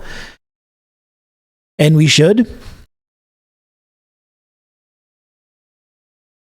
Lol, whatever, dog. It's really easy to watch Twitch in audio only. You just go to your settings on Twitch to play to your headphones when the screen is off, and it just goes to audio only mode. We got plenty of audio only gang in the community. It's super easy to listen to this every single day in audio only mode. So again, we can take this with a grain of salt, this idea. At the same time, does it kind of make sense, as Israel knows full well that it is losing legitimacy, that its whole Zionist project is kind of like up in the air right now, and the only way that they can possibly rescue that is by expanding this, by pulling You're gonna have good old the United States through all this, by pulling the United States further into this conflict, like we talked about when they assassinated the Hamas figure in Lebanon, when ISIS attacked Iran directly on the anniversary of Soleimani's assassination. I think that makes a certain level of sense, that Israel wants to pull the U.S. further into this conflict, and it wants to expand this war because it's the only way that some people in their fucking genocidal lunatic government think that they can rescue their Zionist project, which has now lost all legitimacy. And Ayatollah Joe, thanks for paying forward the gifted sub. I appreciate it. I'm glad to have you in the community.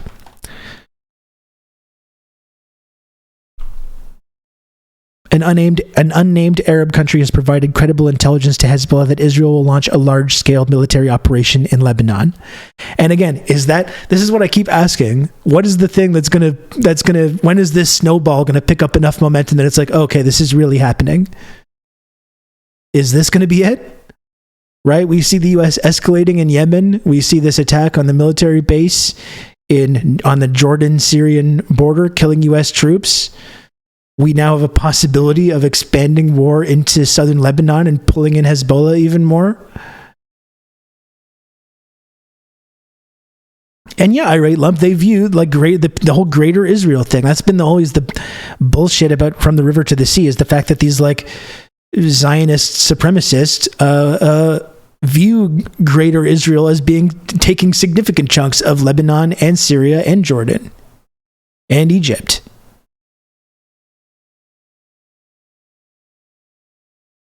So is this going to be the thing that escalates this to the point that it's like, okay, this shit is really happening now? You still have to leave your phone open. No, you do not. You turn. I don't want to troubleshoot this when we're trying to talk about something serious, but if you're on audio only, you can you press the power button on your phone and turn off the phone screen, and it should connect to your headphones, speakers, or whatever. That's how I use Twitch a lot. Even I know how to do this. So more news on this, and sorry for ground level news. I appreciate it. I'm just trying to help audio only gang. So another tweet here. This was from yesterday, I believe. Thousands of elite IDF soldiers belonging to the Golani Brigade have been deployed to the northern front after having left Gaza in the past few weeks. Hundreds of tanks, APCs, and IFVs have also been transferred to the border with Lebanon. Israeli media reports that the invasion of Lebanon will begin in the next 2 weeks.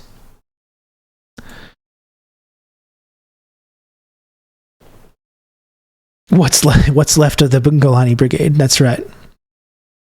So I don't know. Like, is this going to be the thing? Is this like I just keep waiting for the breaking point, and that's why I don't want to make any predictions about this, any crazy predictions about World War III breaking out, because I kind of thought we left the breaking point a while ago, and somehow the can still keeps getting kicked down the road. So.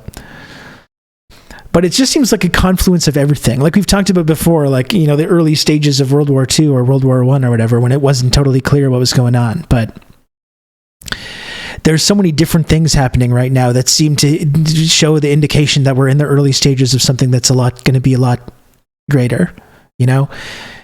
And we can go back to whatever point you want to. But, you know, Russia invading Ukraine, you have this war in Gaza now. And really, yeah, fully attacking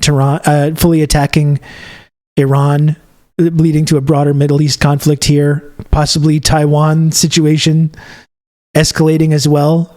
Then it's really happening. But again, I don't want to make any crazy predictions about it. I politely decline a world war. Yeah, well, me too. Again, but I sometimes talk about like that feeling of wanting the other shoe to just finally drop. Like if the shit's going to happen, maybe you're just waiting for something to happen over and over, but like it is going to be a disaster.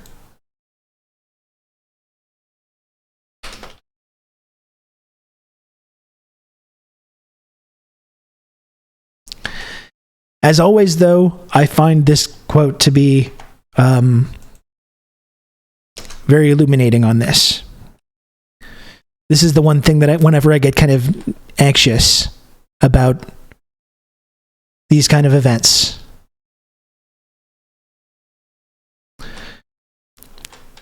And this is Mao on World War III. Said people all over the world are now discussing whether a third world war will break out. On this question, too, we must be mentally prepared and do some analysis. We stand firmly for peace and against war. And I think that's really an important way to start this, right? We stand firmly for peace and against war. However, if the imperialists insist on unleashing another war, we should not be afraid of it. Our attitude on this question is the same as our attitude towards any disturbance. First, we're against it. Second, we're not afraid of it. The First World War was followed by the birth of the Soviet Union with a population of 200 million. The Second World War was followed by the emergence of the socialist camp with a combined population of 900 million. If the imperialists insist on launching a third world war, it is certain that several hundred million more will turn to socialism, and then there will not be much room left on earth for the imperialists. It is also likely that the whole structure of imperialism will utterly collapse.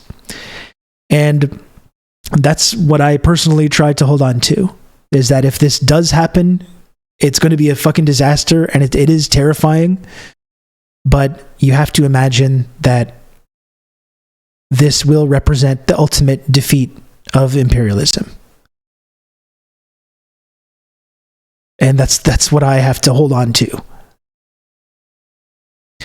It feels like a contradiction for them to do this, but they also called in like 300k folks to re-enlist or some of the reserves. I'm not sure how this works, but they must feel like they're stronger than they've ever been despite getting their shit kicked in Gaza purely on numbers. Yeah, it's hard to understand. It's honestly hard to understand. It's like the fucking your drunk short king friend that starts fights with everyone at the bar. It's just for some reason they feel invincible. Who knows why? One sec.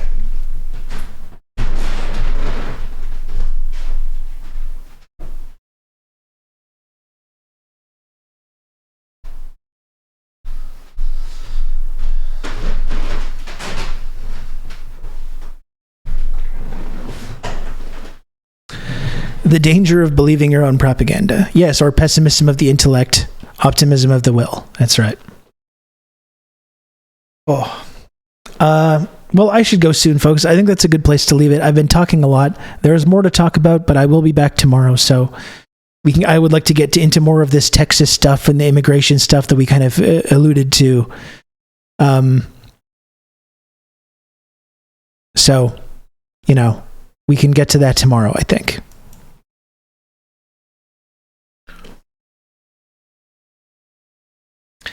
And that's kind of the depressing thing. Not to leave it on too much of a depressing note, but I try to hold on to the idea that World War III would lead to the final collapse of imperialism. That doesn't necessarily mean that any of us are going to be around to see that. I would certainly like to be. Believe me.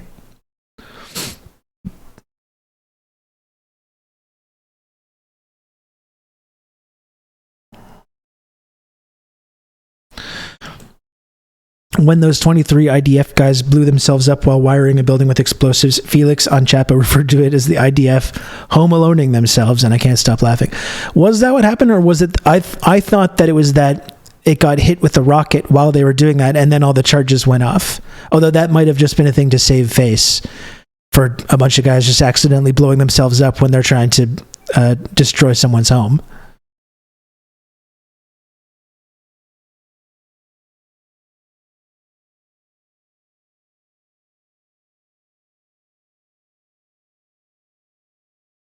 The Qassam Brigades posted the video. Okay, so it's not entirely a Home Alone situation.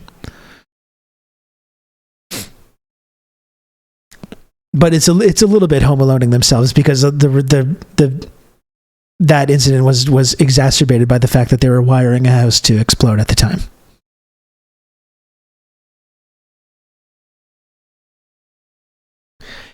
Yeah, anyway, we'll be back tomorrow. We'll talk about more of this stuff. I'll be here all week. Make sure to tip your waitress. But thanks everyone for joining today. Again, if you're new to the community, if you're a lurker, please follow if you can. It really helps me out for people to follow the account. So close to 10K. So if you give me a follow, I would appreciate that. We did hit the sub goal. Of course, there is 8 subs away would force me to sing a song, which would be a way to really own me and make me really embarrassed, and I certainly don't want that. But I thought I would just point that out before I get going, that it is very close to song time. Oh, Gopnik is about to raid me? Okay, you know what? If that's the case, I will stick around. If that's the case, I'll stick around for another 15-20. This is some guy, Rob Russo, some leftist based in Canada. I was turned on to this sick individual, and I found this. Hello, Ugopnik chatters. Hello, welcome, brand new Twitch streamer. Twitch's brand new hot elite streamer, Ugopnik, who just fucking started on this platform and still has more viewers and than me, who I've been here now toiling away in the fucking trenches for 3 fucking years, and this man just comes right into my territory and instantly just has more viewers. I don't care. I don't mind. It doesn't bother me at all. Can you tell how unbothered I am by this? I don't mind at all. Anyway, I'm Rob Rousseau. Again, thank you, Ugopnik, for the raid, even though also Ugopnik mispronounced my name in his video when he referenced me on Twitch, which I thought was a little alarming, but I don't mind that either. I do appreciate the raid from Ugopnik. I'm not mad about any of that stuff. I'm Rob. I do this show every single day here on Twitch, TRRS. I'm very happy to have you in the chat. If you can, I'm getting a number of new followers right now, which I appreciate. I am 32 followers away from 10K. You seem super chill about it. Good. Thank you. I'm glad that you've noticed that, how chill I am about this.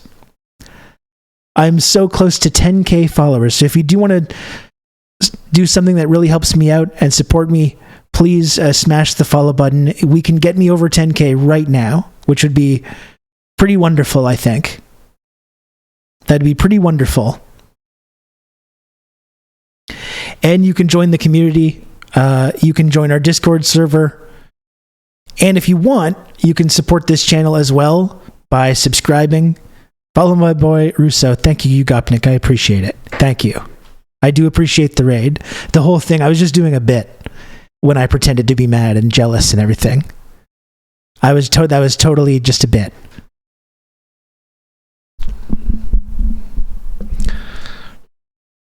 Anyway, we've been having a good stream today. We've talked a lot about this kind of like the possibility of an escalating regional conflict. These U.S. troops being killed in this drone attack in the Jordan-Syrian border. You can count on me. You're gonna have good old Rob to talk you through all this.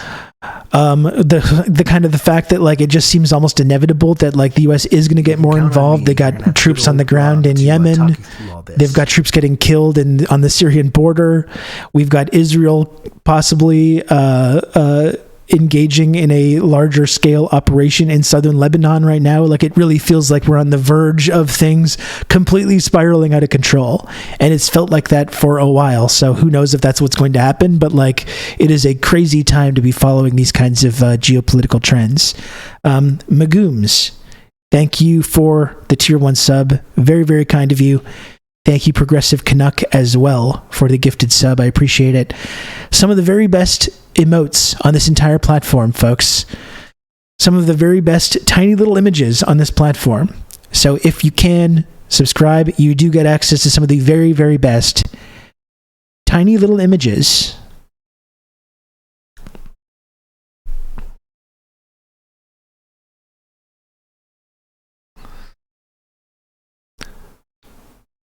What to do when getting drafted for World War III? Well, like I was saying, like I'm 40 years old and I'm basically disabled, so it's like I don't think I have to worry personally about getting drafted, but I will probably get locked up for being like a Russian or Chinese asset or something like that.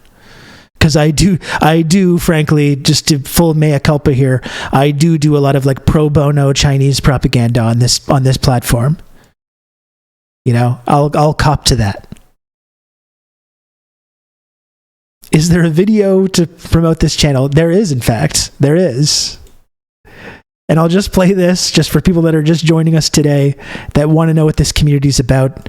You know, some people might have questions about what TRRS is, what we do here on this channel, and the kind of thing that we talk about. You know, and that's why I made this little explainer video if anyone wants to understand what this community is about. Thank you for expressing interest in the Friendship Triangle community. We would be thrilled to have you on board as a member of our exclusive platform. As you may know, the Friendship Triangle is Twitch's only two-dimensional, triangle-shaped, friendship access and trickle-down cloud, tiered reward system. Today you have an amazing opportunity to join the base level of the Friendship Triangle system. Once you are part of the community, you'll have the ability to rise through the ranks and achieve higher levels of access and rewards. One way to do this is by gifting subscriptions to your fellow members or by inviting your friends and family members to join our community. As you ascend the tiers, you will be exposed to a range of new and exciting benefits, such as exclusive content, advanced features, and access to our elite community members. We are confident that you will enjoy all the perks that come with being part of the This Friendship next part Triangle. is important. However, we also want to remind you that not all friends and family members are to be trusted, especially those who may not support your new lifestyle. That's why we encourage you to focus on building meaningful relationships within our community, where you will find like-minded individuals who share your interests and values. If you have any questions or concerns, please don't hesitate to reach out to our team. We are always here to support our members and ensure that your experience with the Friendship Triangle is enjoyable. We're glad that you are considering joining the Friendship Triangle community. We look forward to seeing you rise through the Chaos Zone and all the way into the Elite tier. It's not a cult. There's very clearly very clearly outlined. If you have any kind of questions about what this community is about, don't let your family try an intervention. Listen, if it's a crime for me to encourage you to cut toxic people out of your life, toxic people that don't support your lifestyle choices or who you choose to associate with, if it's a crime to tell you to cut out toxic people from your life, oh, well then, whoa, lock me up, I guess. Lock me up.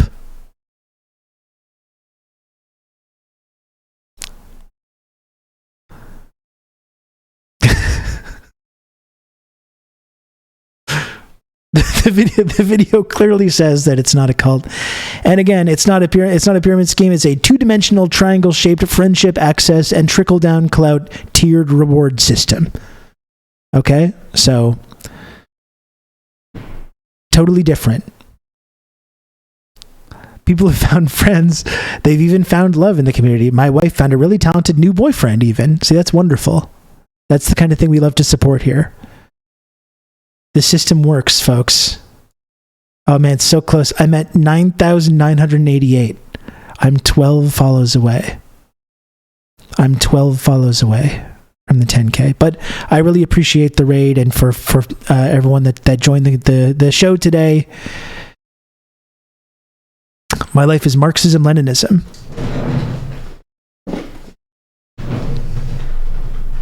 That's why I've got this guy with me. That's why I've got this guy with me every single day on this stream. He's my guy. He's the man for his time and place. He fits right in there.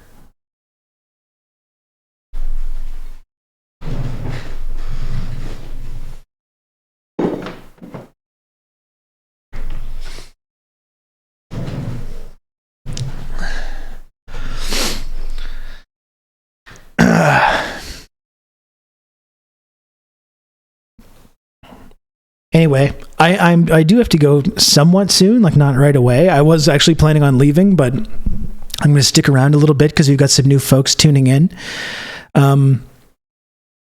I'll leave the question to the chat, like to the new folks that just joined us. What's your feeling about whether we're on the verge of World War III? Do you think we can avoid this? Like for me, like I was saying before, I don't want to be a doomsayer or to suggest that like, you know, these things are inevitable. It feels a little like we're on a roller coaster right now, and we've just crested over the peak, and we're just getting towards the part that gets terrifying. Like that's kind of what it feels like to me. Like I feel like there's just these kind of irreversible trends that are in place that are leading us towards absolute disaster. I don't know if you agree or what. I'd be interested to hear from folks, but it just seems like every day we're taking another step towards it. You know, every day we're taking another step towards this, like this spiraling conflict. And every day I ask myself, is this going to be the thing that fully kicks this off? You know, look, we've got Joe Brandon bombing Yemen and admitting in these Pentagon briefings that they've got troops on the ground in Yemen. We've got U.S. troops being killed in drone attacks in Syria and other, like these bases have been getting attacked for weeks now in Iraq and Syria and elsewhere. Mao quote on World War III here. Do you mean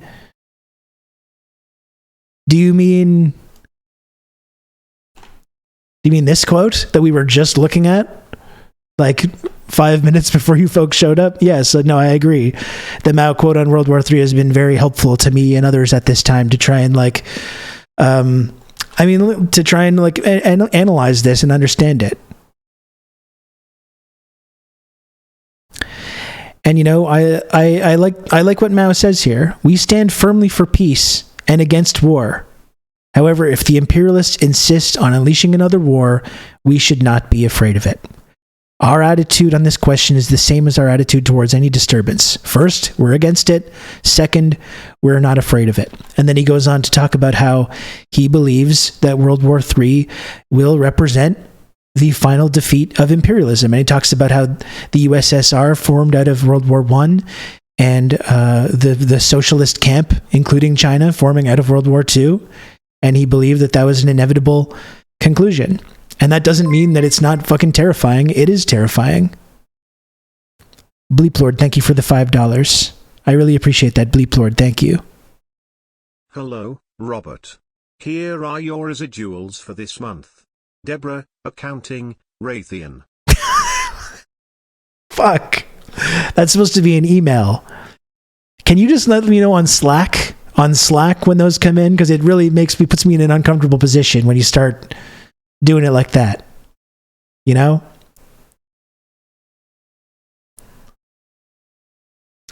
Depends on how threatened the world warmonger USA feels. It's an empire on decadency, and that's dangerous, yet China's a valuable counterweight trying to dissuade countries from conflict.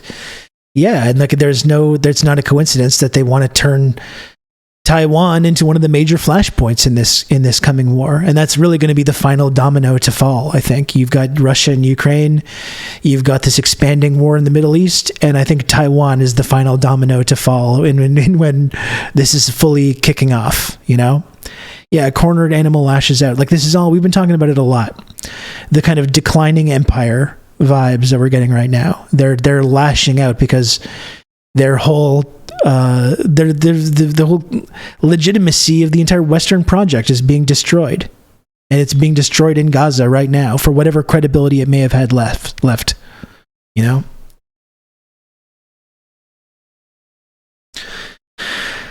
I think count on me. You're gonna have good old Rob to talk you through all this.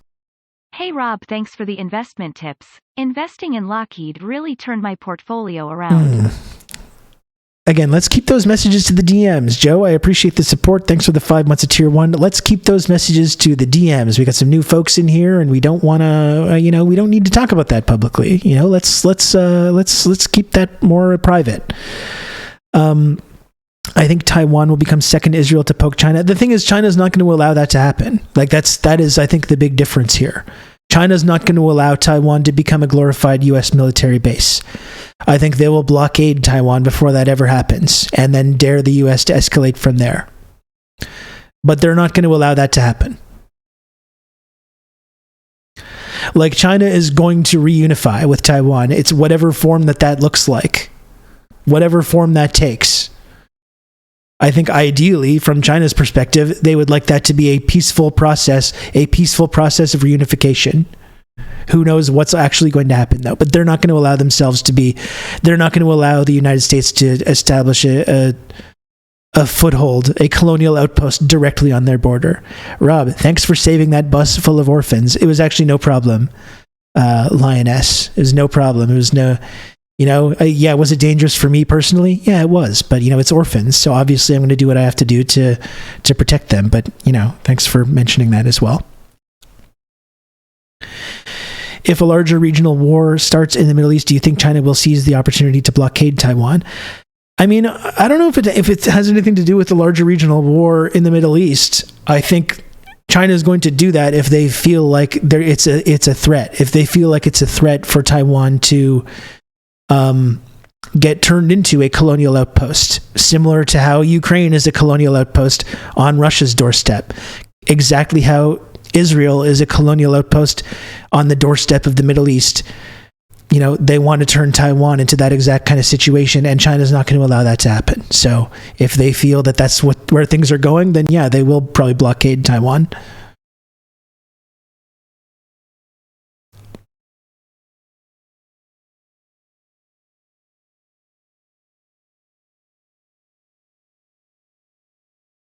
Congrats on 10K. I still believe I'm 11 followers away, but you know what? That's pretty close. That's pretty close.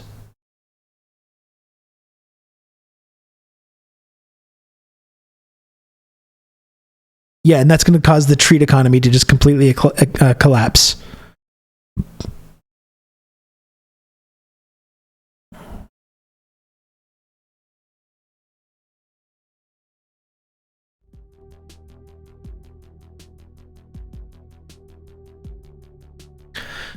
The reason I bring up a larger war being a starting point is the U.S. will be overinvested and even less likely to act, being involved in multiple fronts. Well, they definitely are spread very thin right now. Like we've been talking about, as much as there's appetite for the U.S. to like expand this conflict and like directly attack Iran, there's all these fucking psychos that are advocating for that. They can't even protect Ukraine. They couldn't even arm and protect Ukraine. They couldn't sanction Russia enough to protect Ukraine. They're spread so thin that and now they're trying to fund Israel at the same time. They can't even seem to do both. So yeah, they're extremely overextended right now. So perhaps that could be the sort of impetus for China to just initiate that reunification process, which they've been very clear about over the years they intend to follow through with. Like they've not been shy about talking about this. We intend to reunify with Taiwan. So perhaps, yeah. Because it does seem like the U.S. would be powerless to prevent that from happening. And that's why Putin's funding protests against Israel. Yes, exactly.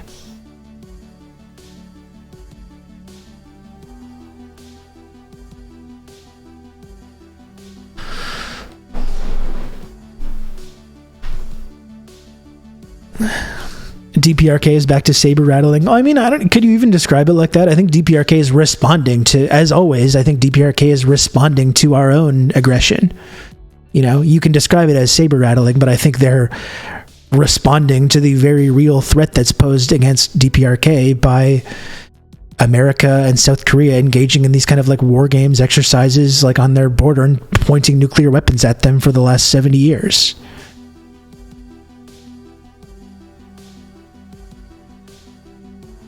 Hubris leading to the downfall of an empire. I wonder if there's been historical precedent for this. Yeah, it's never happened before, so can't imagine why it would happen now. I guess that's not to put a damper in some of this talk though, but I guess that's some of the thing that I find concerning too, because we've talked a lot about the decline of the West, the decline of the US empire, and that kind of thing. But like these empires can take generations to collapse. Like just because the process is maybe underway and seems to be accelerating every day doesn't mean that it's going to be an easy or fast or process that doesn't have like unimaginable collateral damage. So, I think like the idea of the US empire collapsing is something that I personally support. That's why I have a think tank known as the Rousseau Institute for Western Destabilization. But it's still a kind of scary process because it's like these collapsing empires, especially that's heavily armed like the United States, is extremely dangerous. Triangle. Relic, thank you very much for the 5 gifted subs. Thank you, Relic. Very, very kind of you. I appreciate that.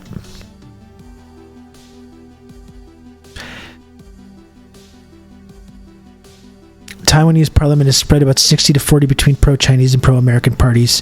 The new president's very pro-American. Will be interesting to see how it plays out. Definitely a momentum shift towards good Chinese relations among regular Taiwanese people. Well, and the amazing thing as well is when people in the West, especially when they talk about Taiwan, they're like, "What? You don't support Taiwan being sovereign? You support China taking over Taiwan? You don't want them to be sovereign? Taiwan is not going to be sovereign if it's a U.S. client state being sacrificed like a pawn, like Ukraine was. That's the opposite of being sovereign.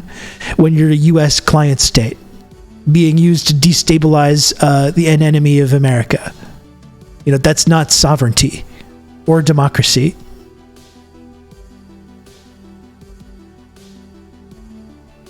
And look what happened in Ukraine. They're getting discarded like a used plaything here. Ukraine got absolutely fucked by this process, which many people here on Twitch cheered on. Not me, of course, but many people on Twitch cheered on this war in Ukraine. And now Ukraine is completely fucked and is going to get less in whatever peace negotiations eventually happen. It's going to get less than they could have had 2 years ago.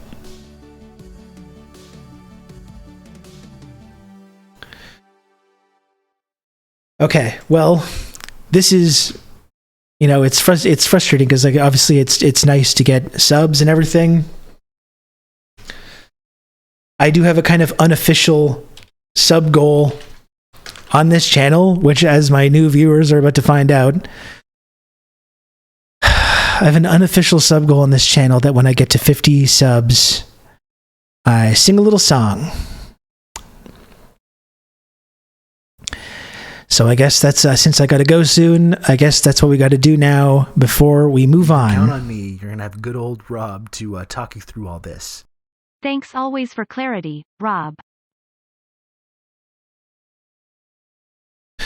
Thank you, Pete Cicada, for the 14 months of Tier 1. I appreciate you. Thank you. X7 says, as a Ukrainian American, the entire thing is pretty sick in Ukraine. Ukraine was nothing more than a sacrificial pawn from the start. NATO never cared about Ukrainian people. Yeah, of course not.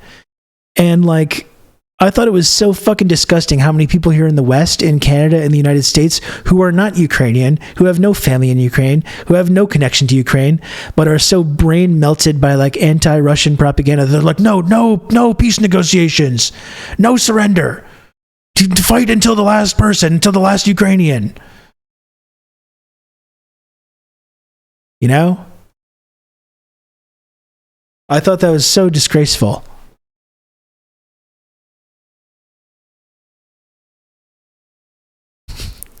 I do love David Bowie by Fish, but I don't think I'm going to sing that one. I guess I could sing a Bowie song.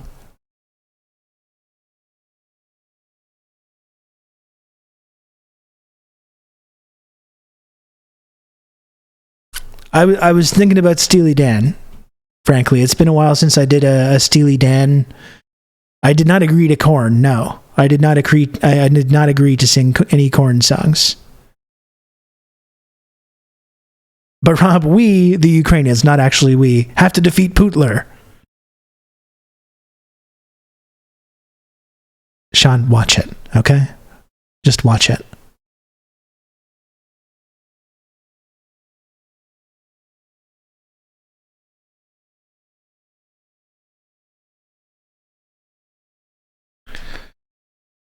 This might be a dangerous song to sing, actually. This is not Steely Dan, but it's not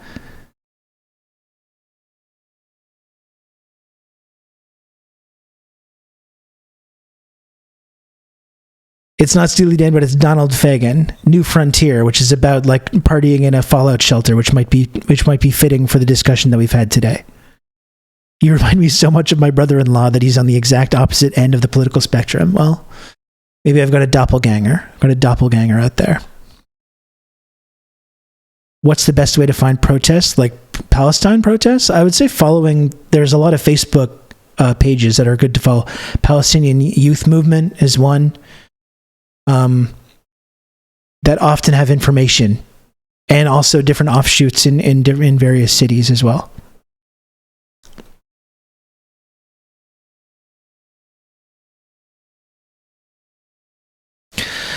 Okay. Fuck. I can't believe I'm doing this after the Yugopnik raid. This is like...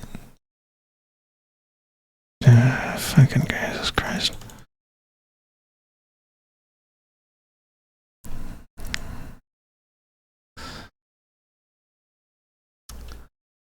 Okay, this is IGY by Donald Fagen.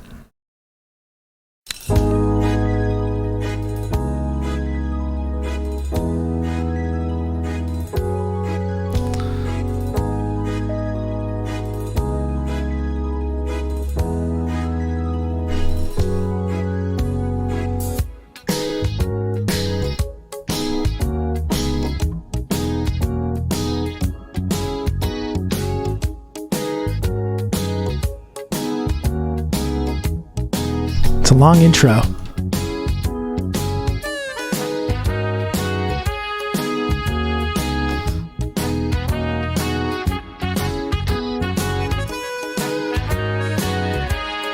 Let's see if I can do this.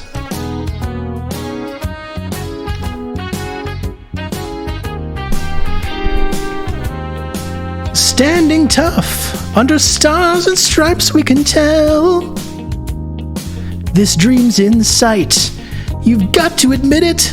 At this point in time, then it's clear the future looks bright. On that train of graphite and glitter, undersea by rail, 90 minutes from New York to Paris. Well, by 76 we'll be A-OK. What a beautiful world this will be. What a glorious time to be free. What a beautiful world this will. Ooh, time to be free.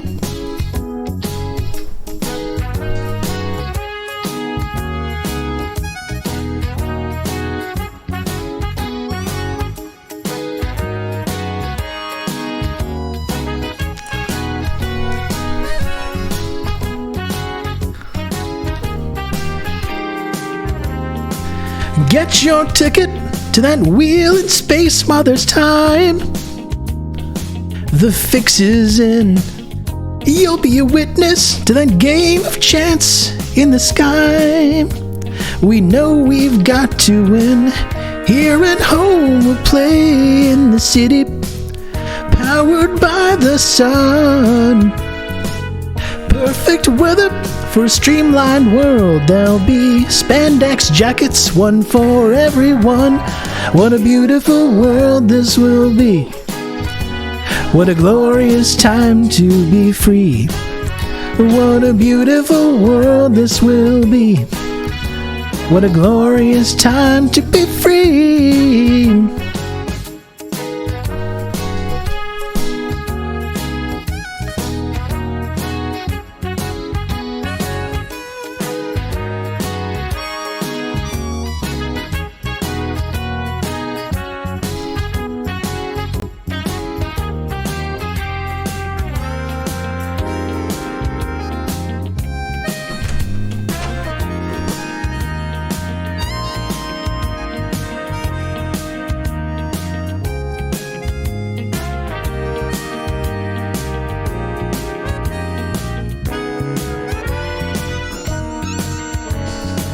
Fuck.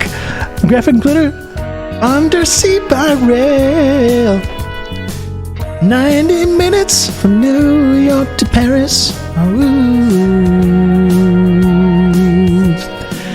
Just machines to make big decisions. Programmed by fellas with compassion and vision. We'll be clean when their work is done. We'll be eternally free, yes, and eternally young.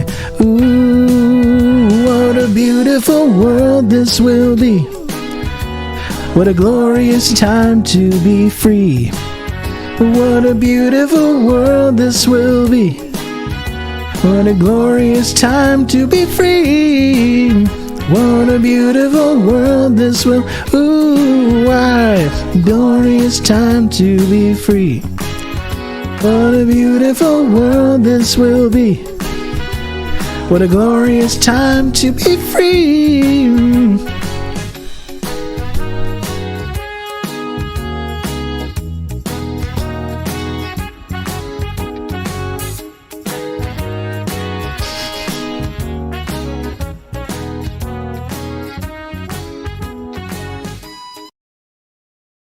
Okay, that's enough.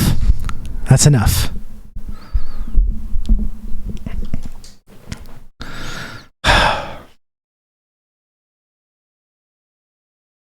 Some of that felt a little pitchy. I don't know. Not my best. Not my best. You should have been here on New Year's. On New Year's, I sang 3 songs, 3 Bob Seger songs. It was fucking crazy, actually.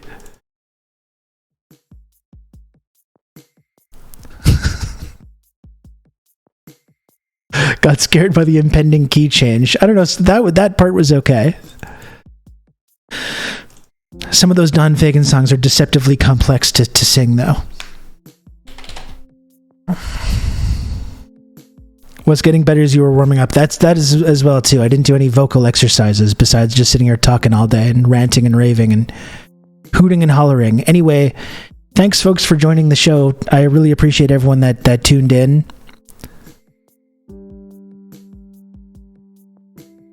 Thank you to our new viewers and chatters and community members. I hope you come back. Again, I'm here every day. I do this. This is my main the way I make a living is doing this show. So I'm here every single day, noon Eastern. That's 1 a.m. Pyongyang time. So I hope folks come back. I will be. There's plenty more to talk about. I'll be back tomorrow. So I hope you join me.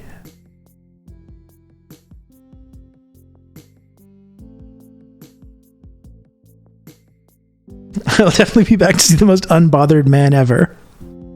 Thank you, good Lennon. I appreciate it.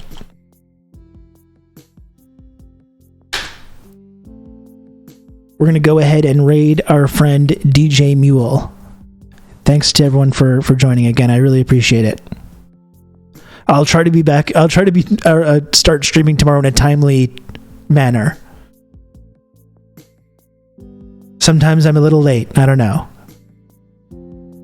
Sometimes I'm a little late. Sometimes I just don't show up at all. Like, let's be clear here. Sometimes I just don't show up at all. But most of the time, I do. Most of the time, I do.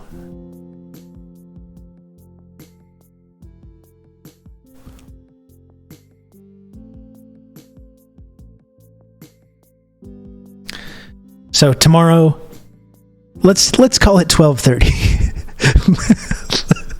Let's call it 12:30 Eastern.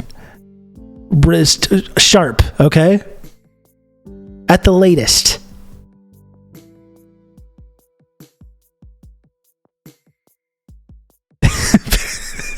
What? 1 p.m. it is. No. 12:30 tomorrow. I hope to see you folks there. Thanks again for joining us. 7 followers away from 10K. Tomorrow we're doing it. Tomorrow we're fucking doing it. What a milestone. That's wonderful. Thank you, folks. I'll see you tomorrow. God bless. Free Palestine from the river to the sea.